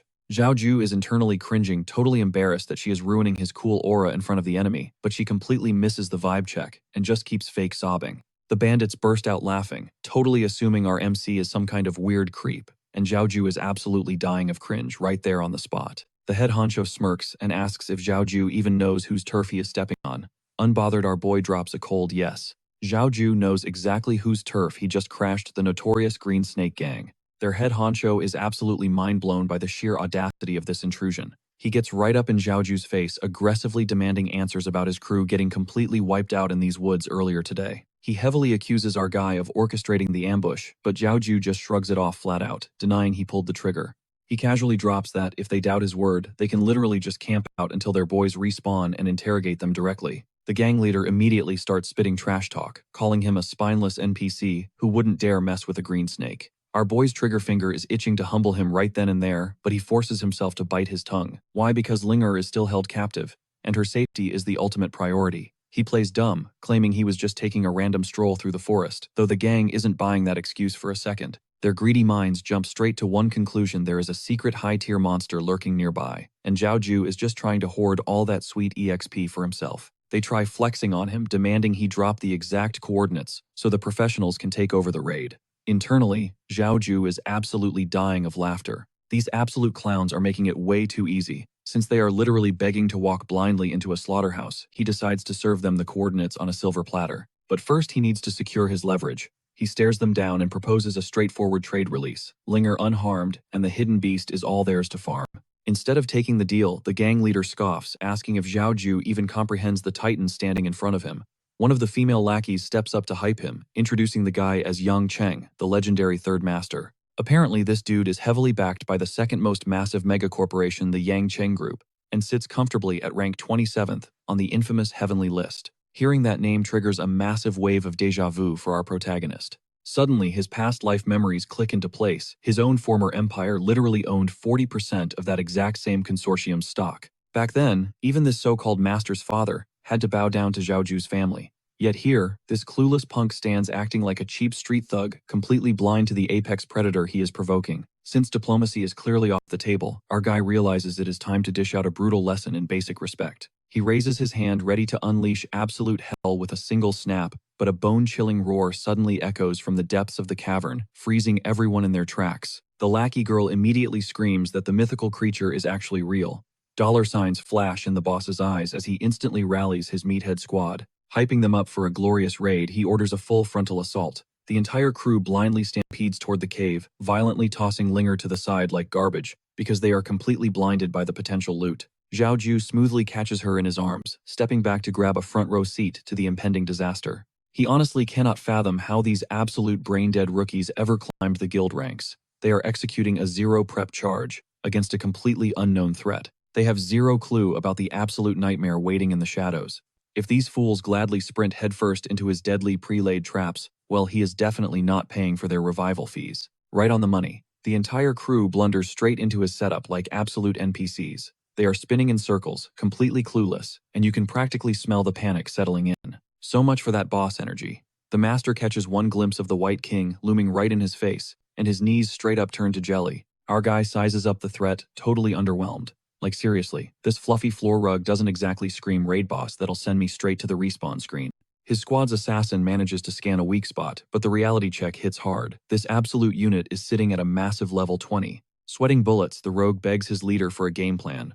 The boss is internally screaming, but he slaps on a fake smile, flexing that as long as he's carrying the raid, they're absolutely golden. Time to unleash the ultimate pay-to-win strats. He starts bragging about a secret warrior class, the Baroque Giant, that he basically bought by swiping his credit card into oblivion. Desperate to keep his main character energy alive in front of the guild, he pops his ultimate. Boom. He morphs into a towering Barakshar giant, stepping right into the White King's personal space. The stat buffs are genuinely insane. Base strength skyrockets by 130%, while his raw attack damage spikes by a massive 150%. Throw in a brutal execution passive, and it's an absolutely broken kit. Watching from the shadows, our main character is practically drooling. That's exactly the kind of overpowered loot he's plotting to steal for himself. Standing nearby, Linger side-eyes, our boy questioning if he's seriously just going to abandon the quest. He just smirks.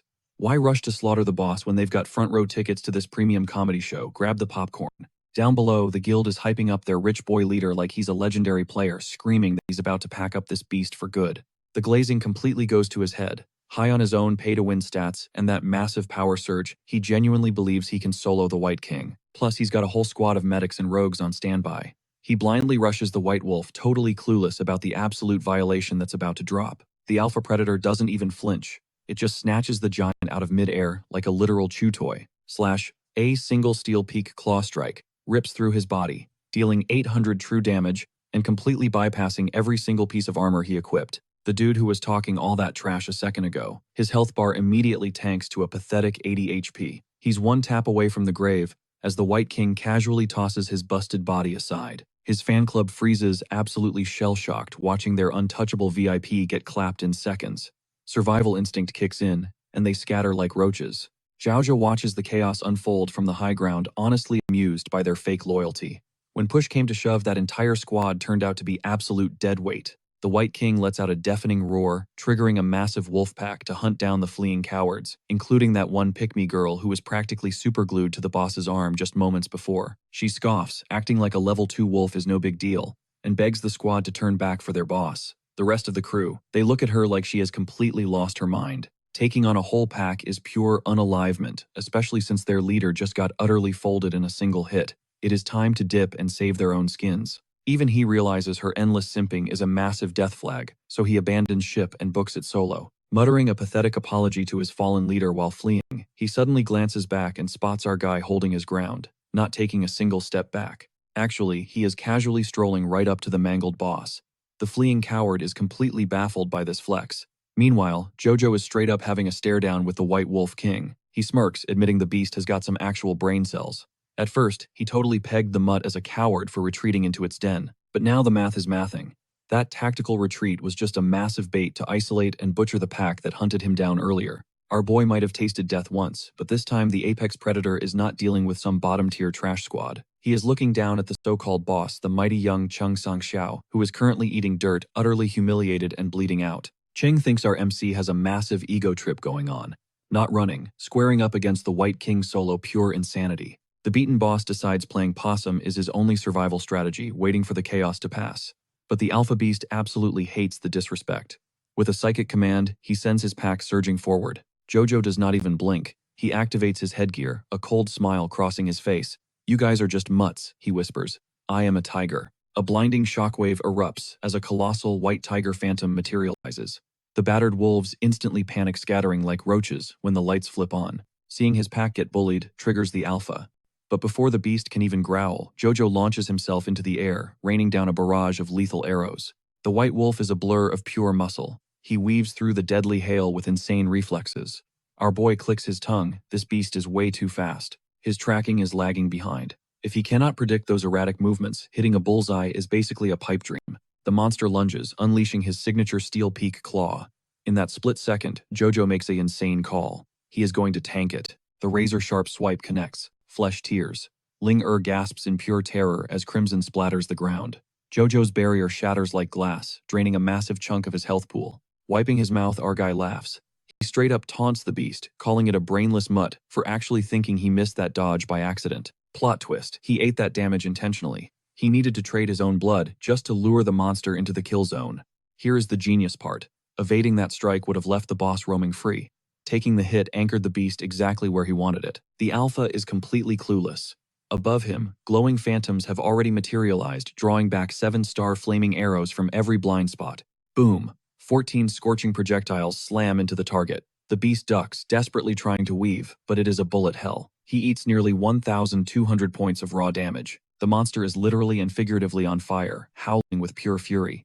Jojo just smirks, revealing that this whole arena is rigged with phantom snares. Escaping, not an option. He casually chomps down on a piece of crocodile meat, flashing a wicked grin. Let the war of attrition begin. Since that gator steak is top-tier loot, a sweet green aura surrounds him, restoring 400 hit points instantly. The white wolf lets out a guttural snarl and blitzes forward. Then right before impact, poof. He straight up vanishes into thin air. Jojo is caught completely off guard. Stealth magic. In a boss fight, before he can even spin around, the monster materializes at his 6. Landing a brutal cheap shot that shreds his health. Gritting his teeth through the pain, it suddenly clicks. This is the exact same broken mechanic the boss spammed to wipe the previous squad. A flicker of white.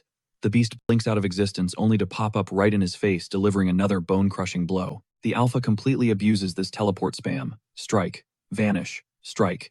It is a relentless combo that deletes nearly 50% of our boy's health bar. The aggro is suffocating. There is zero window to pop a heal. Jojo is forced to tank the agonizing slashes, purposely keeping his back exposed to the predator. The boss goes in for the killing blow. But at the absolute final millisecond snap, a hidden snare activates, violently anchoring the beast to the floor. Jojo wipes away the blood and slow claps. He gives the mutt props for the flashy blink skill, but exposes its fatal flaw. It is strictly a melee range gimmick. By planting that snare directly in the teleportation path, the boss basically chained himself up, handing our guy a massive counterattack window. Raising his bow, the MC's eyes turn ice cold. He declares it is his turn to strike back. Thwack. A precision shot chunks the boss for nearly 200 points of damage. The absolute disrespect pushes the alpha past its breaking point. In a surge of blind rage, it shatters the bindings and instantly lunges for a lethal swipe. The hit lands, wiping out a staggering 800 health points. But instead of folding, Jojo flashes a devilish grin. He knew those weak snares would not hold a boss monster. That is exactly why he stayed completely still. using his own flesh as the ultimate bait to pin the monster. He just needed 3 agonizing seconds to cast. Snap. The glowing clones materialize instantly. A high-tier cage activates the second the boss steps in, chaining the White Wolf with an inescapable network of restraints. He draws back the 7-star flaming arrow. Rest in peace, he mutters. His phantoms mirror the execution stance. Boom. 21 blazing meteors nuke the immobilized target. Cut to 2 random players nearby casually chatting about grinding some wolves. Suddenly, the entire horizon lights up with a literal mushroom cloud. Their jaws hit the floor. Since when did this fantasy game add tactical nukes? They are half convinced someone is using aimbot or mods, but they are absolutely loving the cinematic light show. Ling is practically vibrating with hype. Jojo is clutching the 1 versus 1. The health bar of that monstrous white alpha has melted down to a pathetic 75 points. The beast is on its absolute last legs. Unbothered, Jojo casually munches on Isaac's special crocodile jerky, topping off his health before delivering the final blow. He replays those 9 missed shots in his head. A flawless combo would have totally shredded that wolf. The reality check hits hard. He really needs to grind his skills and get pinpoint accuracy on his illusions if he wants to hit top tier. Meanwhile, Linger is practically begging him to land the killing blow, so they can finally cash in on this quest. But our boy, still recovering his HP, tells her to chill, because he has some unfinished business to handle first. Linger tilts her head in confusion, while Zhao Jue carefully cooks up his next move. Cut to Yang Chung-san. After getting blasted by the White Wolf earlier, this dude is out here playing dead like a total pro. He's sweating, wondering why the battlefield just went dead silent. Right after that massive explosion, he's secretly hoping Zhao Jue kicked the bucket. He stays frozen, knowing that twitching a single muscle would expose his fake death, which is just peak embarrassment for a gang leader. But joke's on him, our MC already sees right through the act. He casually drops an arrow inches from the guy's face for a solid jump scare. Yang Chung-san scrambles to his feet, absolutely shook, unable to process that this kid actually soloed the White Wolf King. Zhao Jue smirks, claiming he didn't finish the job, though the boss is literally on 1 HP. Cue the instant groveling. Yang Chung-san drops into a massive bow, kissing dirt and confessing he was totally blind to our hero's insane stats. He's practically crying for mercy. Flipping the script, Zhao Jue offers a crazy deal. He'll spare the leader's life and even let him leech some sweet White Wolf EXP, but it comes with major strings attached. It's straight up a pact with the devil. Honestly, our guy is totally winging it right now, so he tells Yang Chung-san to stay on standby. Whenever the master plan drops, Zhao Jue will send the word. Then he causally readies his battle axe, making it crystal clear this is not a request. The gang boss nearly wets himself. The MC's logic is actually genius, though. Any day now, Xiao Tiankai is going to move in the shadows, pulling strings with corporate factions to steal Yang Chengsan's turf. Sure, this leader's family backing is pretty weak, but they're gullible enough to manipulate, giving our hero the perfect meat shield to buy some crucial time. Because in exactly 6 months, game stats will merge with the real world, so he has to power level before that apocalypse hits. Desperate Yang Chongsan tries to negotiate, terrified that Zhao Jue will just ice him anyway after making the deal. Our boy smoothly claps back, pointing out that since Yang is a hardcore businessman, he lives for the hustle. If he just nods along without trying to secure a bag, he's definitely lying. A guy driven by pure greed, that's someone you can actually predict and control. Dropping all his pride, Yang starts calling him Big Boss Zhao Jue, swearing absolute loyalty. He then drops his one demand. If the MC can carry his levels and lock down his spot as the top dog of the Green Snake Gang, he'll be his ultimate pawn. Zhao Jue locks in the deal. Then, hitting peak main character energy, he fires off another 7 strike pointers without even glancing at his target. Boom, direct hit. The blasts completely obliterate the heavily nerfed White Wolf, dripping with pure aura. Our guy officially declares the contract sealed. Keeping his word, he lets the gang boss siphon the drop, skyrocketing him from level 8 straight to level 10. Meanwhile, the MC power spikes from 13 to 15, bagging 14 fresh stat points. The system hits him with the ultimate flex title, Wolf Slayer, and now the entire village is practically worshipping him. As Yang Chengsan awkwardly spits out his thanks, Zhao Jue starts hoovering up the drops. Because let's be real, every single pixel of that loot belongs to the carry. He cuts off the gang boss, telling him to drop the whole Big Brother act, since he's not trying to babysit any weak sidekicks. His voice drops ice cold as he lays down the law: if Yang ever drags his name through the mud, he'll make the game over screen look like a vacation. Having literally just watched this monster solo a boss, Yang Chengsan is shaking in his boots, locking him and his entire Green Snake syndicate into absolute ride-or-die loyalty. With that sorted, Zhao Jue hollers at Linger, who is completely distracted playing with that weird frog again, and tosses a final reminder to his new pawn that he'll be cashing in that favor soon. Yang Chengsan drops into one last deep bow as our OP protagonist, and the tiny NPC hit the road. Linger is practically vibrating with hype nonstop, yapping about how insanely cracked our guy's skills are, even boldly announcing she is officially ready to be his wifey. Zhao Jue realizes his goofy riz from earlier totally backfired. He literally bows to this kid, desperately trying to walk the joke back. I mean, bro is sweating. She's literally a bundle of code, a loudmouth NPC, and most importantly, a literal child. If she keeps screaming hubby in public, he is going to catch some ultra-sus allegations, and he is absolutely not about that life. But Linger is not having this rejection. She goes full feral and chomps right into his arm. This untouchable boss-slaying god is suddenly shrieking like a little girl catching a spider. Linger is yelling over his screams, furiously defending her status as a grown, independent woman. Zhao Jue finally pries the gremlin off, seriously questioning what rogue dev programmed this absolute menace. He begs for a timeout, so he can finally crack open that juicy white wolf drop. First up, Silver Tier White Wolf Trousers, a busted piece of gear that buffs his movement speed by a flat 100%.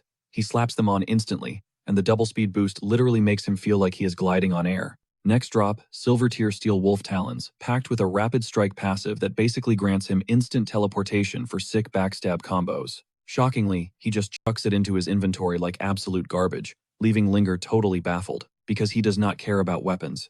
He is hunting for the ultra-rare, drop the premium White Wolf Pelt. The gacha gods bless him with a legendary tier skill book, Wolf Summons. This bad boy lets him spawn 2 spectral hounds that act as stealth radar and attack dogs. He is hyped, knowing he can finally unlock a summoner build just by dropping 20 shiny silver coins. The leftover drops are just universal consumables to stack in his vault. But while our boy is busy looting, cut to Gu, who is currently having an absolute meltdown because Zhao Jue still has not brought his daughter home. She's absolutely tearing into the village chief for letting her precious daughter wander off into a death trap with some random kid.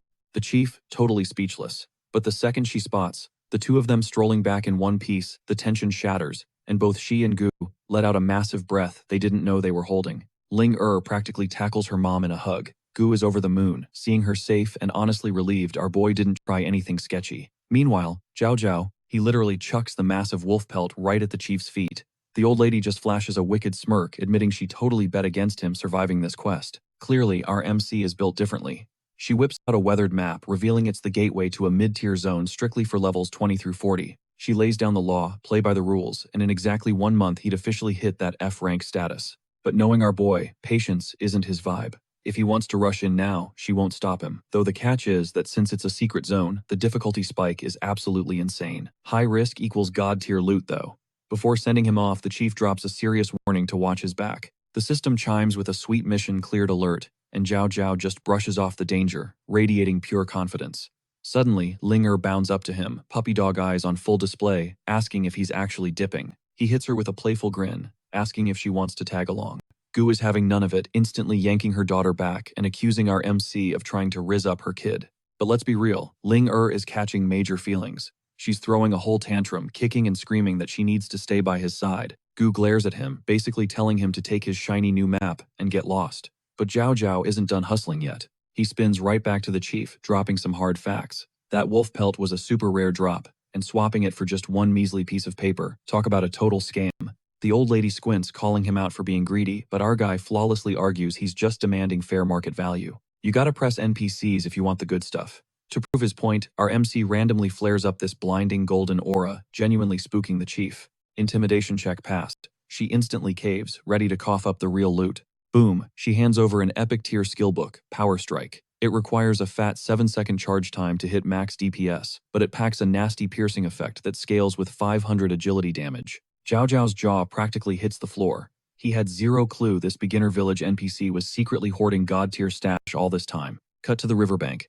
Our hero notches an air, lets it fly, and the sheer force of the blast literally parts the water, carving out a dry path. He tests out that new Power Strike ability right after, and holy smokes, the destructive power and pinpoint accuracy are off the charts. The chief puffs out her chest, flexing that an epic skill is obviously gonna slap.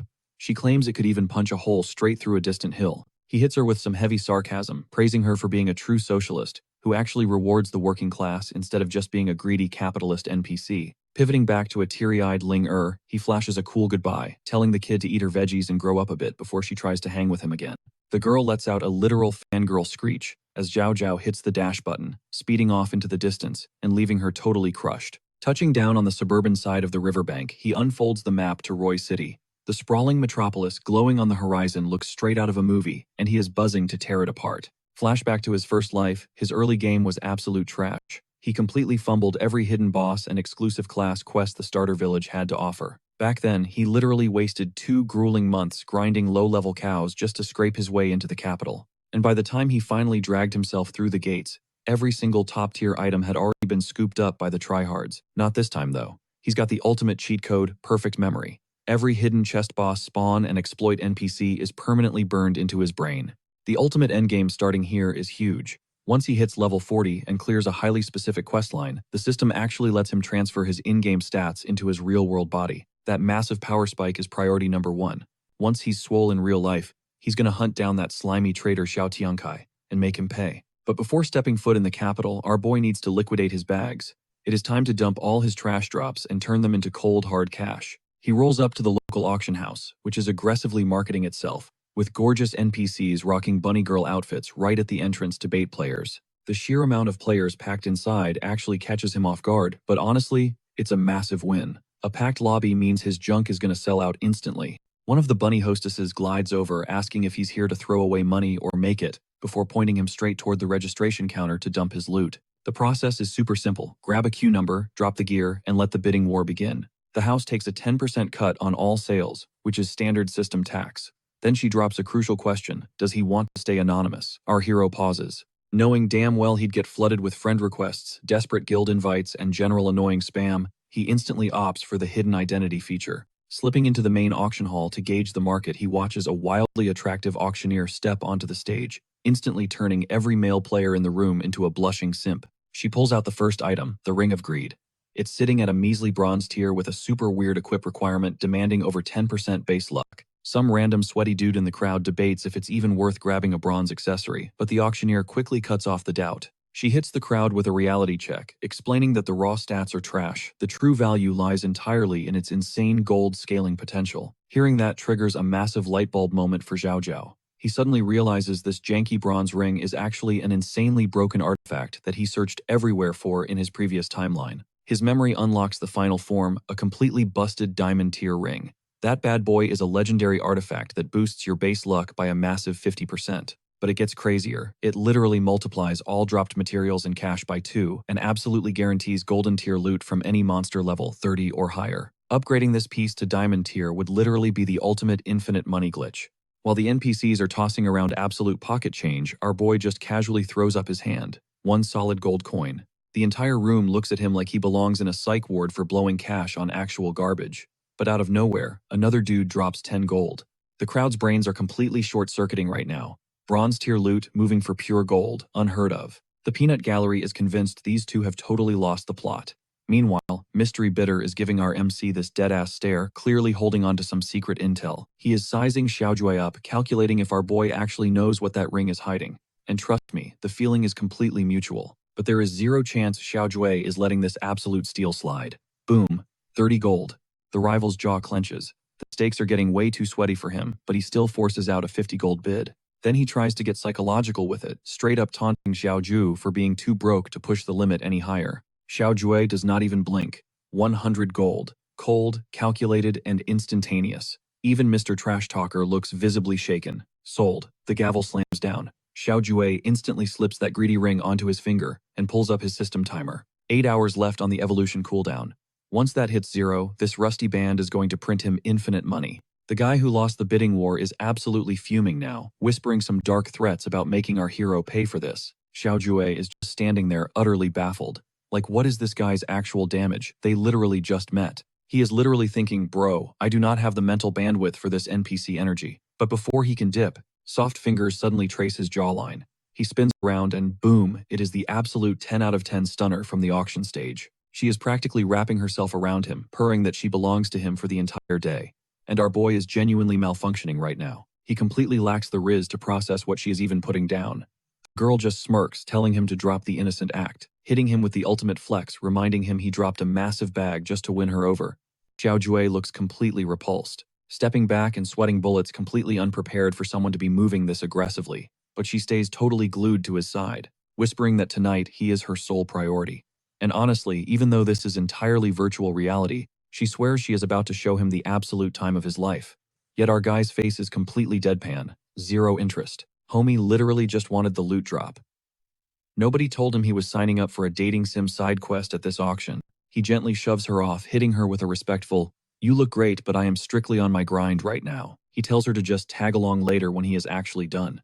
Before she can even question his grind set, her eyes lock onto this terrifyingly ugly dude creeping up behind Xiao Jue, and her flirty energy evaporates in a microsecond.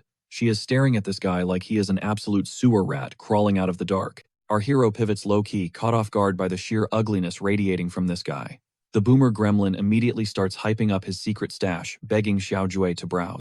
Always hunting for a W, Xiao Jue decides to bite, slightly curious if this walking red flag actually holds any god-tier loot. But in the old man's twisted head, he is looking at a gullible trust fund kid who just blew a fortune on a rusted-out bronze ring, dropping 100 shiny coins on literal trash that screams easy target. This scammer thinks a little aggressive. Bullying will crack his wallet wide open. He starts flexing his inventory. Some crusty leather armor bronze, Thorn kicks a silver wind bow, an iron bullhorn, and a literal flower crown. Xiao Jue's face goes completely blank. This entire lineup is pure, unadulterated dog water. This scammer seriously has the audacity to demand 200,000 gold for that mid-tier bow.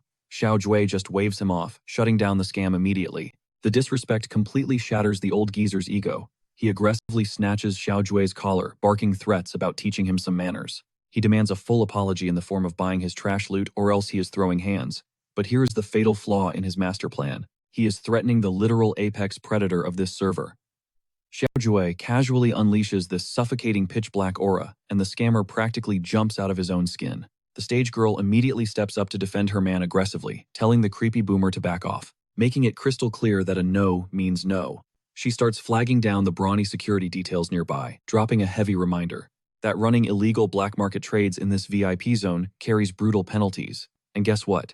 The muscle has been side-eyeing this interaction the whole time. Knowing he just completely fumbled the bag, the old rat throws a massive tantrum and storms off, cursing everyone out like a massive sore loser. Xiao Jue's blood is still absolutely boiling.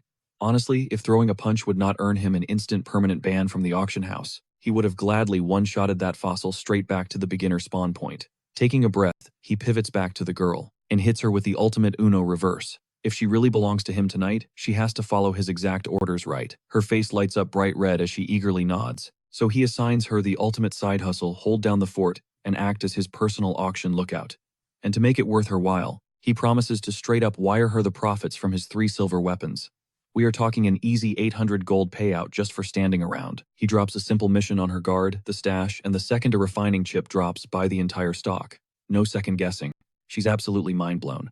This dude just bailed her out, and his only condition is pulling an all-nighter at the auction house. Our boy drops the real strategy with her stunning looks. Just flexing a bit of charm will shut down any rival bidders instantly. Players will literally toss cash at her feet. Having never encountered a guy operating on this wavelength, she's completely thrown off. She's paranoid, there's a catch. Nobody just hands out a gig like this without some shady ulterior motive, right? She actually tries to turn him down. But the moment Xiao Jue mentions a fat bonus, boom, she flips the switch. Suddenly she's standing at attention like his loyal soldier. He tells her to stay locked in, promising to link up with her later. The second he walks away, the waterworks hit. She realizes she just met the ultimate trifecta: loaded, confident, and crazy good-looking. His random act of kindness totally saved her life. Now, about those refining chips, they are absolute game changers for unlocking secret loot. Once players hit the Royal City, the spawn rate for this stuff basically flatlines. But right now, before the second zone unlocks, clueless noobs are tossing them away like cheap rocks, totally blind to their actual value. Smirking at his massive brain play, our guy strolls over to a local repair spot to juice up his current loadout. Inside, there is this absolute unit built like the Hulk, bawling his eyes out. He dropped his favorite hammer and is literally screaming that his life is over. The dude is spiraling.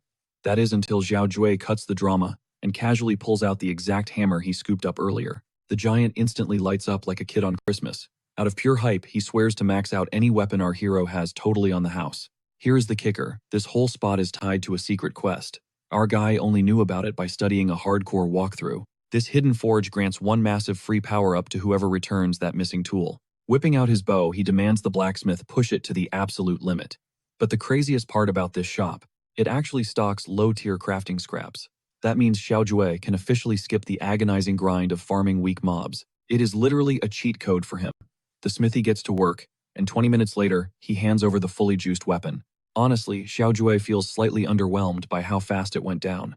But the beefy blacksmith quickly breaks it down. He could only push the bow to level 10 because he was fresh out of elite components. If this was not a freebie, the resource drain would have tanked him around 20 gold coins. Taking a few practice draws, Xiao Jue instantly feels the crazy stat boost. He tells the big guy to chill, he is swapping to a god-tier bow soon anyway. Without missing a beat, he bounces. Leaving the grateful smith behind, his mind drifts to the royal city. He knows damn well that hitting level 20 means facing bosses capped at level 60. The power gap is going to be brutal, so playing it safe is his only option. He has to stall until his evolution cooldown resets. He is chilling in a dense forest when suddenly the air shifts. An arrowhead locks right onto his skull. The shot fires. Xiao Jue snaps his neck back at the final millisecond, but the razor-sharp tip slices his cheek, drawing a thin line of crimson. Stepping from the shadows is his auction house rival, the guy he bodied for the gold coin. The dude is stunned, his sneak attack completely missed.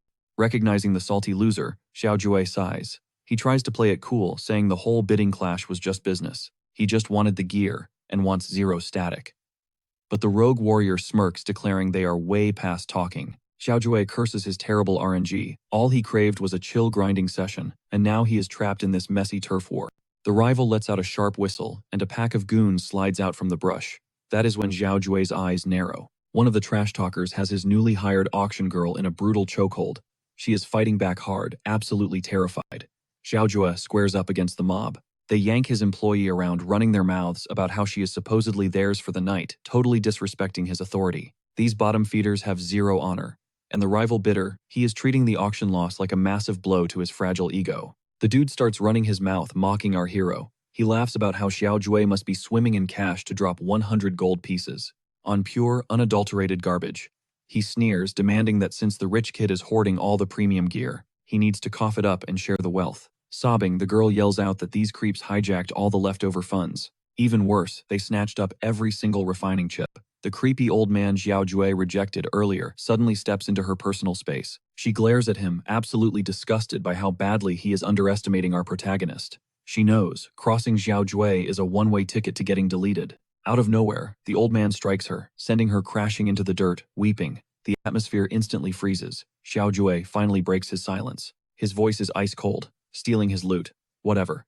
But laying a finger on his crew, brutalizing a girl right in his face. That is an instant death sentence. The squad stares at him for a tense second before erupting into obnoxious laughter. To them, Xiao Jue is just an edgy keyboard warrior trying to sound like a main character, all bark and 0 bite. The absolute unit of the group stomps right up to the girl, towering over her while running his mouth at our guy. Seeing her almost get crushed flips a massive switch inside Xiao Ju. An intense rage bubbles up that he did not even know was there. The whole squad flinches as Xiao Ju drops a massive bone-shattering attack that tags every single one of them. This one goon smirks and charges in thinking he is tough, but in a flash, our MC is literally breathing down his neck, whispering that he is just way too sluggish. The remaining 2 lackeys freeze completely, shell-shocked that this dude is actually about to zero their boy. 0 out of 10 cares given by Xiao Ju though, as he summons his ghost squad to drop a literal meteor shower of fire arrows right on their heads, giving them a harsh lesson on who really runs the streets. These wannabes just get vaporized out of existence, and honestly their screaming sounds like an absolute bop to our guy right now. Out of nowhere, the exact same rival bidder who ordered the hit earlier slithers out of the woods, desperately trying to backpedal his whole vibe. The dude is throwing his hands up, claiming it was all a huge misunderstanding, and he had 0 clue who he was actually messing with. He brushes off his dead squad as straight-up fodder. He would have junked anyway, casually dropping that his name is Shibusawa, and he ranks 5th globally. Turns out, while Zhao Ju was busy mopping the floor with his team, this rat was scanning him with a weakness detection skill to dig up his stats. So he figures out that Zhao Ju is rocking the Phantom Hunter class, to which our MC just hits him with a stone-cold glare and asks what his point is. The gears click for Shibusawa, and he realizes he is staring down the literal #1 player on the server, a massive flex that our boy coldly verifies. Sweating bullets, Shibusawa coughs up the 400 gold and 70 refining shards from their auction beef, trying to play it off as some generous peace offering. Our MC snatches the loot, tossing it to gauge the weight, and even though the math checks out, his glare stays absolutely lethal. Desperate to survive, Shibusawa pitches a massive team-up, talking about building the ultimate super guild together. He is hyping it up, swearing their combined stats could farm infinite cash and pull endless baddies in this crazy game world. Zhao Ju just lets him yap, while peacefully pocketing his bag, then hits him with the hardest, fastest rejection ever recorded. It is honestly laughable that this bozo thinks the server top dog needs a sidekick when he is already a walking one-man army. Panicking, Shibusawa asks what the guy could possibly want then, and our MC just drops one heavy word, payback. Obviously, this leaves the rank 5 dude totally clueless. He awkwardly pivots to leave, tossing out a fake invite to link up later, but our guy is so not finished with him yet. A blazing arrow suddenly slams into the dirt right in front of Shibusawa, making it crystal clear that he is massively cooked. He whips around, totally spooked, demanding to know who just sniped him, seeing as that shot completely scorched his leg and chopped his health bar. Looking back, he finds a phantom clone just glaring a hole straight through him with absolute menace, prompting him to snap his head back to the real MC. He starts crying about it, pleading that if his team-up pitch was a bust, they could just walk away without throwing hands. He desperately flexes his rank 5 status again, bringing up some crazy expensive premium insurance he bought from the system, meaning if Zhaoju actually sends him to the lobby, our boy is guaranteed to catch a massive red name penalty. This clown really thinks he is dropping some secret knowledge about PK penalties, completely misjudging our absolute savage of a main character. Right on cue, 2 ghostly figures materialize, flanking him completely, boxing him in and aiming point blank at his head. Zhao Jiu straight up says a red name means literally nothing to him, especially when he gets to stomp out toxic trash, who sacrifice their own squad like pawns. As the bowstring pulls back, the brutal truth hits Shibusawa. Baiting his own crew to buy negotiation time was the worst mistake of his life. He starts begging for his life, screeching for a timeout like a total coward. Way too late for that, bro. A literal nuke of an explosion rocks the forest, completely erasing the guy and his fragile ego off the map. Instantly, a server-wide broadcast pings every single player online, blasting the news that Zhao Jiu just packed up Shibusawa over in the Dark Night Forest. The system drops a jaw-dropping 50,000 gold bounty on our boy's head, sending the entire player base into absolute chaos and hype. On one hand, they are terrified that 2 global top 5 titans just clashed to the death. But on the flip side, the bag is just too good to ignore, and every scrub thinks they can jump the MC if they Zerg rush him together. Little do these bots know, our guy's power level literally eclipses the entire server combined. Back at the scene, Zhao Ju is just disgusted. Not because he caught a body and got a global hit put on him, but because this game's mechanics are so ridiculously pay to win. If some free-to-play noob gets ganked, the system stays dead silent. But the second a whale with premium insurance gets dropped, the whole server gets an Amber Alert and slaps a massive bounty on the killer.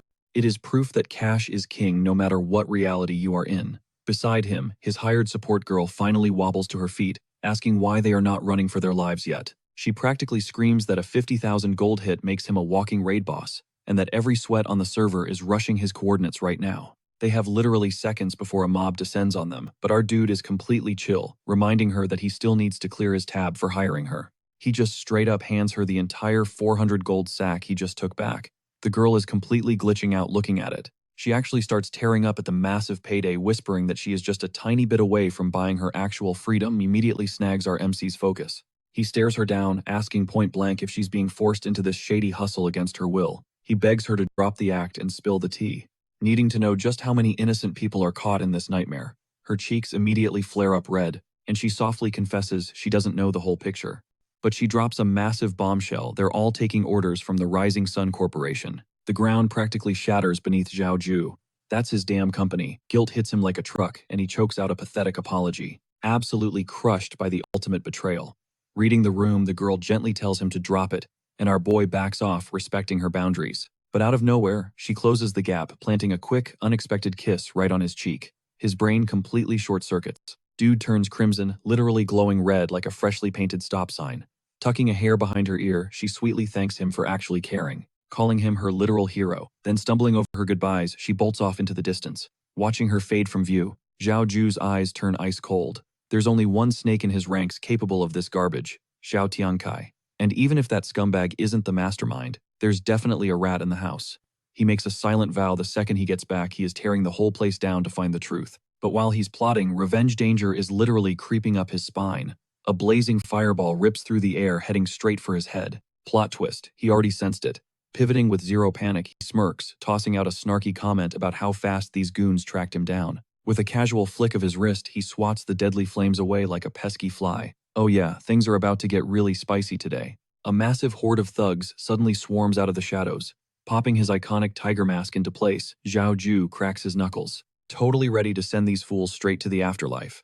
But hold up, he spots a totally recognizable face in the crowd. It's Yang Chung-san, the very same Green Snake Gang boss he bailed out earlier this week. Sprinting toward our MC like an overexcited fanboy, Yang yells out a massive greeting, but instantly freezes in his tracks. Why? Because Zhao Ju's phantom summon is already pressing a lethal arrow right between his eyes. Closing the distance in a flash, Zhao Ju grabs him, growling and asking if this clown is already stabbing him in the back. Terrified, Yang shrieks that he's innocent, begging the MC to chill out. Sweating bullets, he swears on his life it's a huge mix-up, and he came here strictly to back him up. Zhao Ju's deadly fist halts an inch from his face. Sighing with relief, Yang spins around, barking at his gang to bow down and call the MC their big boss. The entire crew drops into a flawless, synchronized bow. Totally bewildered, Zhao Ju lets go of the guy's shirt, demanding to know what kind of circus act this is. Brushing himself off, the gang boss proudly announces that the Green Snake crew is on active duty today. Their objective? Absolutely obliterate anyone who even breathes in Zhao Ju's direction. Our MC raises an eyebrow, asking if this dude suddenly drank a potion of liquid courage. Because since when does he have a spine of steel? Pumping his chest, Yang proudly declares that this is his new upgraded mindset. He straight up admits that if some top-tier player claps him, he'll just act as a human meat shield to buy our MC enough time to swoop in and wipe the floor with them. Honestly, Zhao Ju doesn't know whether to facepalm or applaud. The guy's loyalty is insanely real now. It totally makes sense how someone with mid-tier stats managed to run a whole underground faction. But being a true solo player at heart, Zhao Ju pats him on the shoulder, saying he respects the hustle. But they need to dip before things get ugly. He insists that this is his personal boss fight, and he's handling the cleanup crew alone. Desperate to help, Yang offers a secret bunker where the MC can camp out and stay off the radar. But Zhao Ju instantly shoots the idea down, flashing a dangerous smile. He's deliberately acting as bait to send a brutal message to the Guan family: keep his name out of their mouths, or else. The entire gang is absolutely starstruck, hyping him up like he's an actual god walking among men. Fast forward a bit, and our guy is casually strolling through the woods, completely oblivious to the fact that someone is locking onto his weak points. A massive bald bounty hunter is lurking behind the tree line, scoffing that 550,000 gold coins is way too massive a bounty for such a scrawny kid. But plot twist, an absolutely gigantic bruiser creeps up behind the bald guy and just starts raining absolute haymakers on him. Turns out this hulking tank is one of the Green Snake members, acting as Secret Service, while Zhao Ju enjoys his scenic walk. Meanwhile, Yang is strutting right next to the MC, bragging about how his crew is successfully trashing all the low-level scrub hunters. But Zhao Ju's instincts suddenly kick into overdrive. Something massive is stalking them. Tapping into his familiar's vision, he sees through the eyes of his wolf. A whole squad of elite players is absolutely massacring the competition in the distance. Deadpan Zhao Ju warns Yang that the remaining enemies are high-tier predators. Suddenly a notification pings his radar, putting him on high alert. Seeing his boss tense up, Yang scans the empty woods, totally clueless, asking what's got him so spooked. Sweating a little, Yang double-checks, asking if the MC is 100% certain about staying to fight. Why? Because the harsh reality just hit him. He is literally flying solo now. His very last gang member just got entirely wiped off the server by those elites. But the crazy part, Yang still hasn't grasped the sheer danger they're in, and confidently whistles to rally his troops. Instead, he gets absolute dead silence from the spooky woods. Panic instantly floods his veins. But plot twist, he isn't terrified of dying. He's actually having a panic attack because he totally fumbled the bag and failed to protect his boss. Frantic, he turns to Zhao Ju, begging for a backup plan. Cool as a cucumber, our OP main character just purses his lips and lets out a piercing whistle. In a blink, a massive pack of glowing white wolves surges from the shadows, surrounding them completely. Believing they're getting jumped by monsters, Yang screams and powers up, ready to fight for his life. Zhao Ju hits the brakes and drops into a squat, casually giving these terrifying beasts hardcore belly rubs like they are golden retrievers. Who is a good murder puppy? He nonchalantly drops the reveal that this entire wolf pack is his personal radar system, scoping out every single inch of the woods for intel.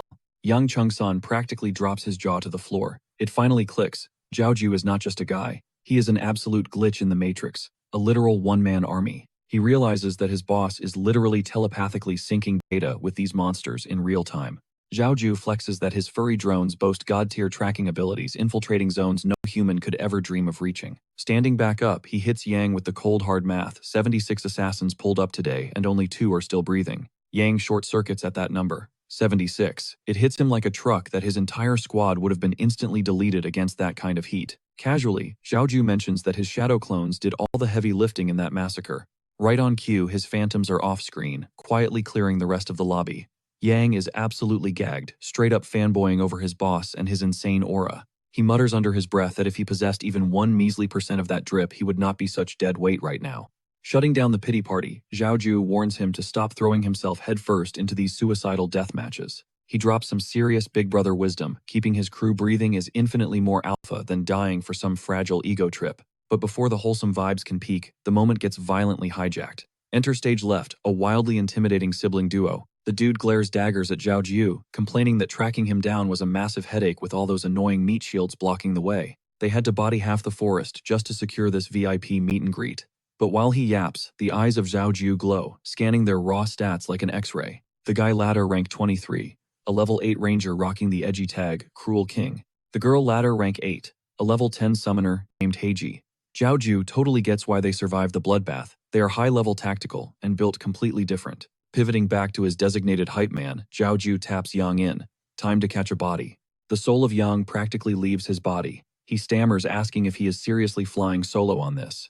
Zhao Jiu smirks, laying out the facts. Clap these two, and his leaderboard ranking will absolutely skyrocket. Plus, it is a brutal pop quiz to see if the kid can actually clutch up when the stakes are maxed. Sweating bullets, Yang locks in anyway. Meanwhile, the paranoid eyes of Cruel King dart around the shadows, utterly convinced a sniper is lurking nearby. The whole trek here, he has been obsessing over a single question: whose arrow was faster, his own or the ghost archer from earlier. Stepping up to the plate, Yang puffs out his chest, barking at the duo to back off and throwing out an open challenge for round 1. Heiji instantly reads the room. She spots the real final boss chilling in the back and dismisses Yang as just a noisy lapdog she needs to put to sleep first. Cruel King piles on the disrespect, roasting Zhao Jiu for hiding behind a meat shield. Zhao Jiu just flashes a devilish grin. That disrespect hits a raw nerve. Yang completely loses his mind aggressively, blitzing forward while screaming his title as the untouchable Green Snake Gang boss. He thinks he is the main character, but before he even lands a single hit, jagged boulders erupt from the dirt, locking him down like a maximum security prison. His health gauge takes a massive hit, instantly burning 300 experience points. Heiji hits him with a sub-zero glare, telling him to pipe down, and flexes her ultimate card, the Shadow Giant Summoning Art. Desperate Yang triggers his rampaging giant mode, violently shattering the rocky handcuffs by the skin of his teeth. But Heiji does not even blink. She just raises her left hand, manifesting a colossus made of solid granite right in his face. Yang is absolutely baffled. Even fully buffed up, his attacks are doing literally 0 damage. Heiji hits him with the lore drop. Her Shadow Giant boasts impenetrable armor, a flawless tank that deals heavy damage at the exact same time. Welcome to the terrifying reality of a shadow summoner. Chilling in the cut, Zhao Jiu is watching this unfold like a movie. He is low-key impressed by her kit, absolutely loving the mechanics of it.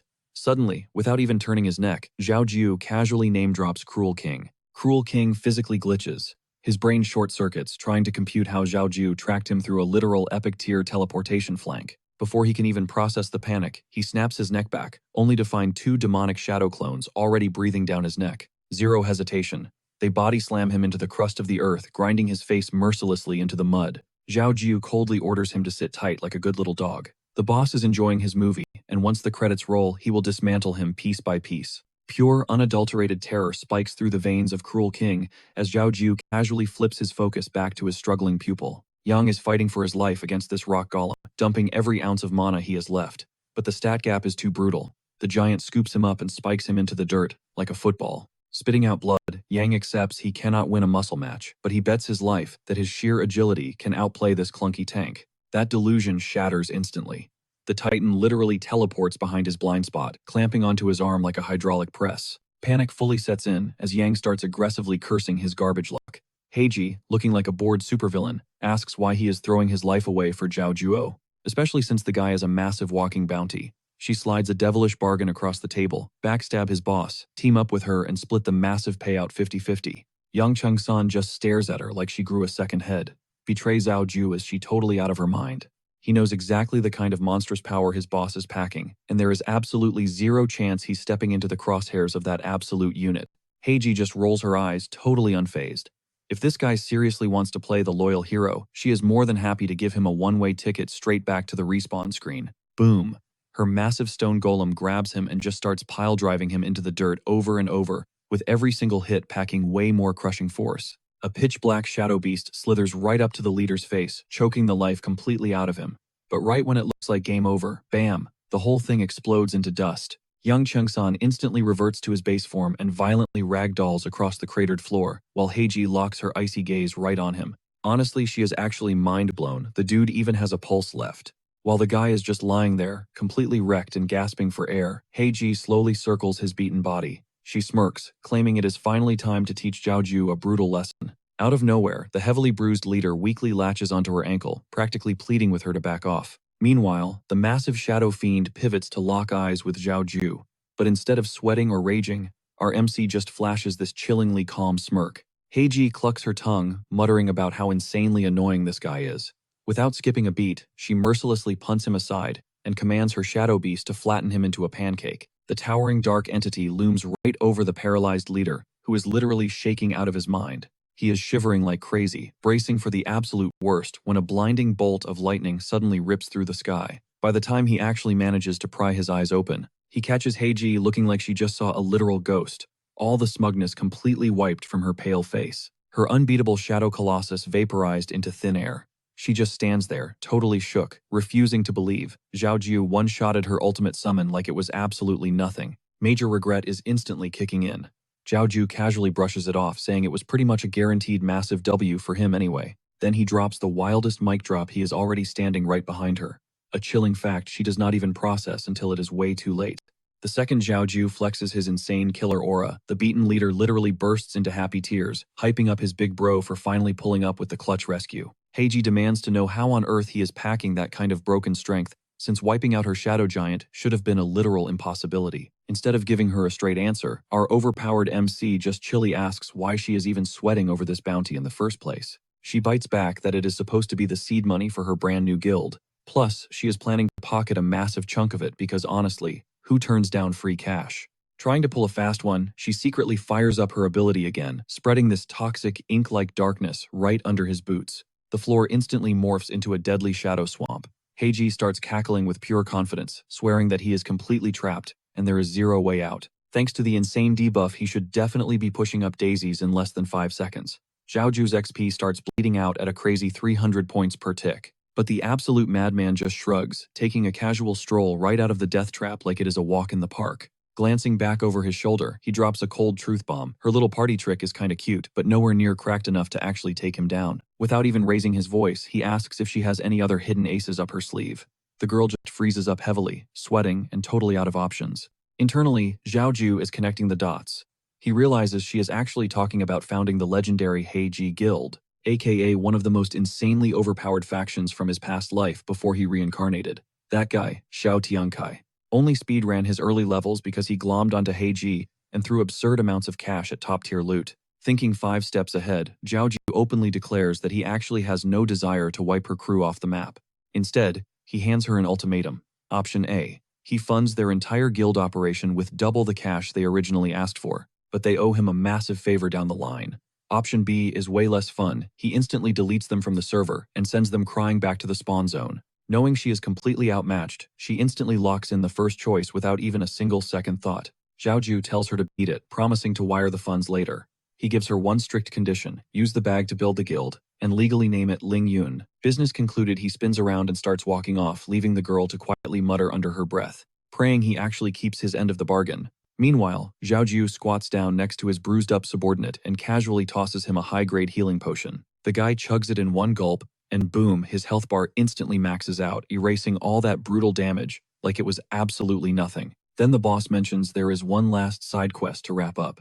Yang Chengsan's eyes immediately light up, hyped to jump right back into the action. Zhaoju locks onto the cruel king, who is currently pinned down and completely helpless, stating that it is finally time to deal with the trash. A wicked feral grin spreads across Yang Chengsan's face, looking like he just scored an all-you-can-eat pass to a 5-star buffet. He struts right over to the defeated king, getting directly in his face to totally roast him about where all that cocky main character energy disappeared to. Sparking up his own abilities, he unleashes a brutally merciless beatdown, coldly warning the guy to never even think about looking sideways at his boss ever again. Right in the middle of this savage payback session, a crisp system alert abruptly pops up, flashing that he just shot up the leaderboards from rank 26 straight to 22. A hot minute later, another shiny notification chimes in. Boom. The system forces a hard logout.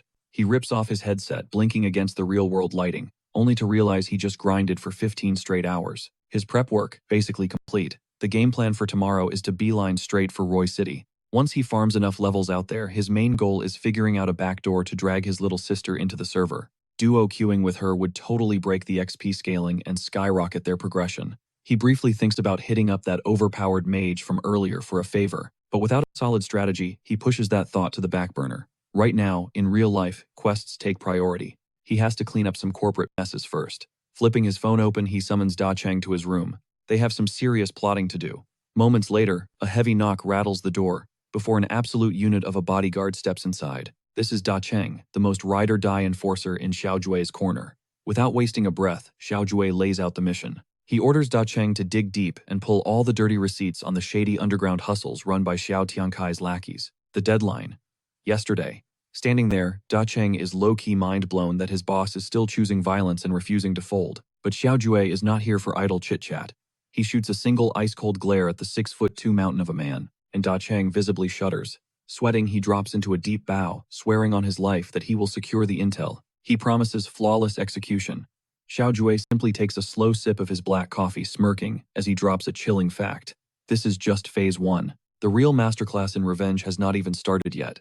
Fast forward to the next morning, Xiao Tong catches him suiting up and asks what the occasion is. Spotting his absolute drip, she listens as he casually drops that he is crashing a board meeting.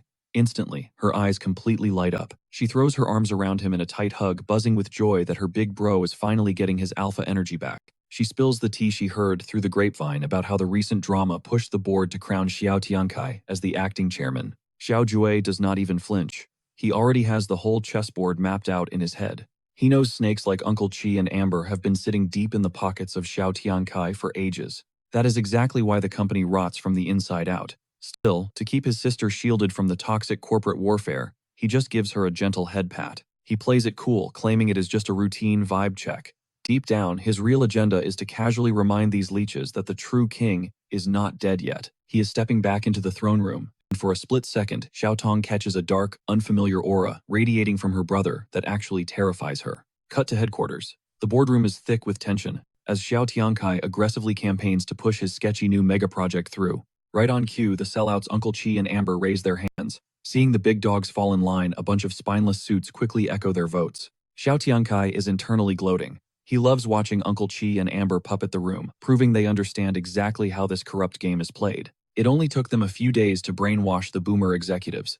With the massive majority locked down, Xiao Tiankai smugly announces the launch for next week. But hold up, a bald man suddenly raises his hand coldly, stating he never cast a vote, completely throwing Xiao Tiankai for a loop. Annoyed that his victory lap got interrupted, Xiao Tiankai snaps that he did not even notice the guy lurking in the shadows. The dissenter, Uncle Hai. An absolute titan with a deadly serious glare, Xiao Tiankai barks at him to drop his final answer. Without missing a beat, Uncle Hai vetoes it hard. He straight up calls Xiao Tiankai delusional. He tears into the proposal, exposing how it will nuke their brand value, invite massive lawsuits, and completely trash the flawless blueprint Xiao Jue left behind. If they greenlight this garbage, the empire crumbles. Xiao Tiankai fires back defensively, hyping up the astronomical cash grab they stand to make. He has the audacity to call Xiao Jue a fossil with washed-up strategies. He preaches that, in this ruthless economy, they need a high-risk, high-reward victory. Then he drops a toxic ultimatum. Fall in line and vote yes or pack his bags and get out of the boardroom forever. But Uncle Hai refuses to be bullied by a clown. He squares up, prompting Amber to slither in, faking a sweet tone, as she tells the old man to sit down and act his age. The opposition quickly does the math, rubbing it in his face that with a 7-1 landslide, the project is officially greenlit anyway. Out of nowhere, a heavy voice completely shatters the room. I veto. Heads whip around in pure shock. Xiao Tiankai turns pale, stammering under his breath about why the ghost of his nightmare is suddenly here. The heavy mahogany doors swing open. Xiao Tong proudly pushes her brother Xiao Jue right into the center of the lion's den. Lounging in his wheelchair like a boss, Xiao Jue casually drops that the real chairman is just clocking in for a meeting. Xiao Tiankai immediately slaps on a plastic smile, desperately acting like he is thrilled. Amber goes full damage control.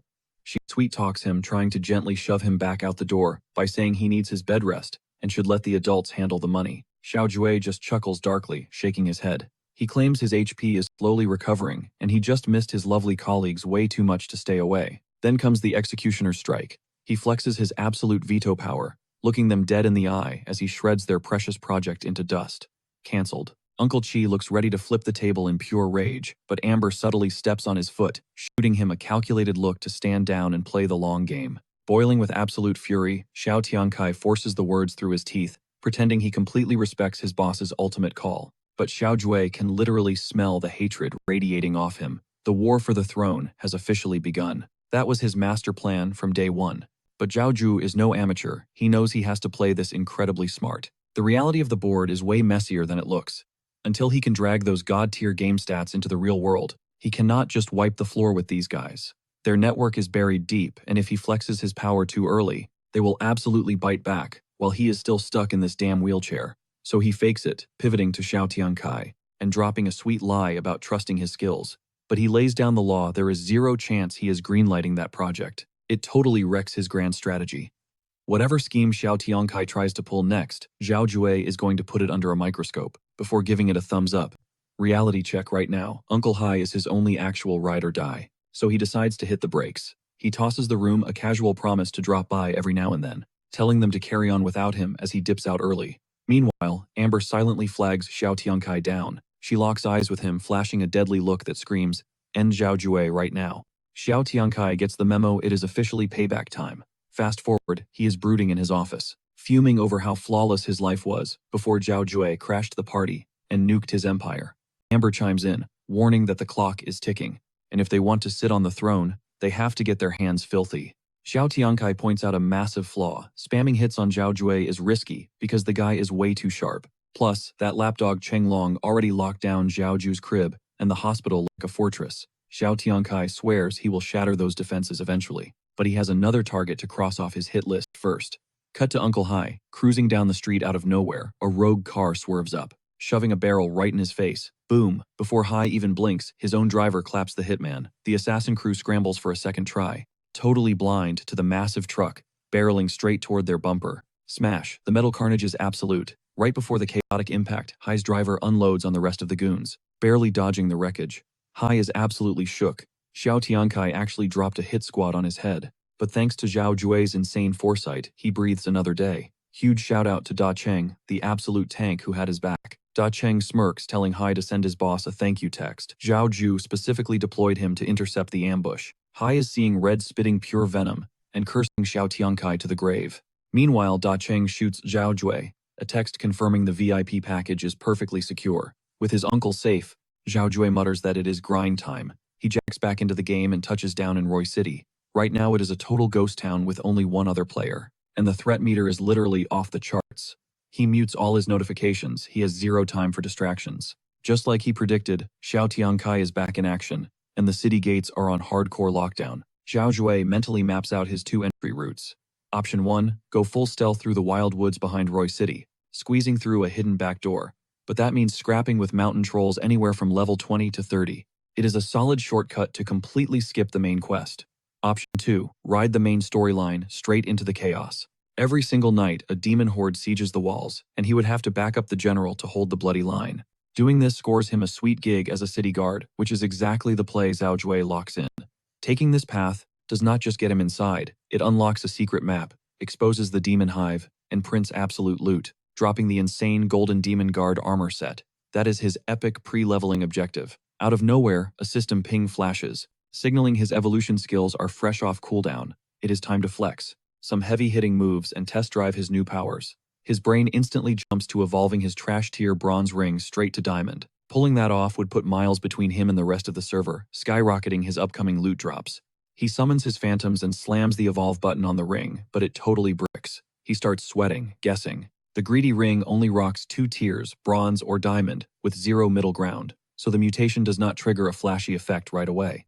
Refusing to take the loss, he forces another attempt. Suddenly crack, the ring starts fracturing. Panic hits. If this thing does not mutate to diamond, he is taking a massive deficit in a brutally savage city. He is down to his absolute last evolution charge. It is do or die. But if he nails it, infinite resources for life. It is an insane gamble, but he says screw it and rolls the dice. Inhaling sharply, he burns the final attempt. The ring shatters in an epic burst, revealing a flawless diamond core. Boom, over 50 luck points acquired, plus a cracked special passive. A 100% loot boost, making any boss over level 30 vomit guaranteed gold tier gear.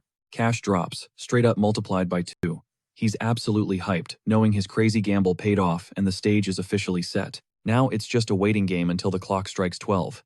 Right on cue, a massive nightmare-fueled demon horde floods the city streets. Our guy Zhaoju is already posted up on a distant cliffside, watching the chaos unfold, just waiting for the ultimate opening to third-party this whole fight. Down in the trenches, the Roy City Vanguard locks in. The head general barks out orders, rallying his squad for an absolute bloodbath. The monster wave crashes in mostly level 20 fodder, but the big boss, a massive level 30 threat. Zhaoju is practically vibrating with hype, already tasting the insane loot drops and crazy evolutions he's about to snatch. Down below, the general full sends it into the horde, kicking off absolute mayhem. You rarely see NPC battles pop off with this much sheer intensity, but Zhaoju is seriously banking on the city guards holding the line without him. The master plan. Let them do the heavy lifting. Swoop in for the boss, kill steal, and vacuum up all the glory and high-tier drops without breaking a sweat. Back on the ground, the general is putting in serious work. He's dropping monsters left and right, sending them straight back to the underworld with pure thunder, heavy sword swings and lightning strikes like an absolute unit. But suddenly, a panicked scream cuts through the battlefield, and our main character realizes the general just took a devastating critical hit and hit the dirt hard. Another soldier screams out in panic, and Zhaoju's stomach drops. This completely breaks the timeline from his past life. For the very first time, he's actually sweating a total team wipe. He has literally no choice but to intervene, because if this general kicks the bucket, the entire main questline gets completely bricked. Without missing a beat, Zhaoju commands his shadows to dive bomb the beast, standing over the general. The level 30 boss eats a massive chunk of damage, but before it even figures out what hit it, Zhaoju spams another attack, clean slicing its arm off and totally melting its health bar. The bleeding general looked up shocked, asking who the heck just saved him. Stepping right into the line of fire, Zhaoju casually snaps his fingers. Instantly, his shadow squad unleashes a barrage of 7-star pointing flaming arrows, locking onto every single target, and straight up one-shotting the entire wave. The general's jaw is on the floor. He cannot wrap his head around the fact that this random kid just solo wiped a demon army. Massive respect earned. He tosses Zhaoju a compact loot chest as a thank you, but when our boy pops the lid, he is utterly speechless at his own luck. Sitting right there is a glowing golden relic, an ultra-rare artifact that actually ports game stats straight into the real world. We're talking about the legendary Heart of a Warrior. Just like that, Zhaoju basically hits the fast-forward button on the grindiest, most brutal arcs of this entire city, completely sequence-breaking the game and leaving the hardest roadblocks in the dust.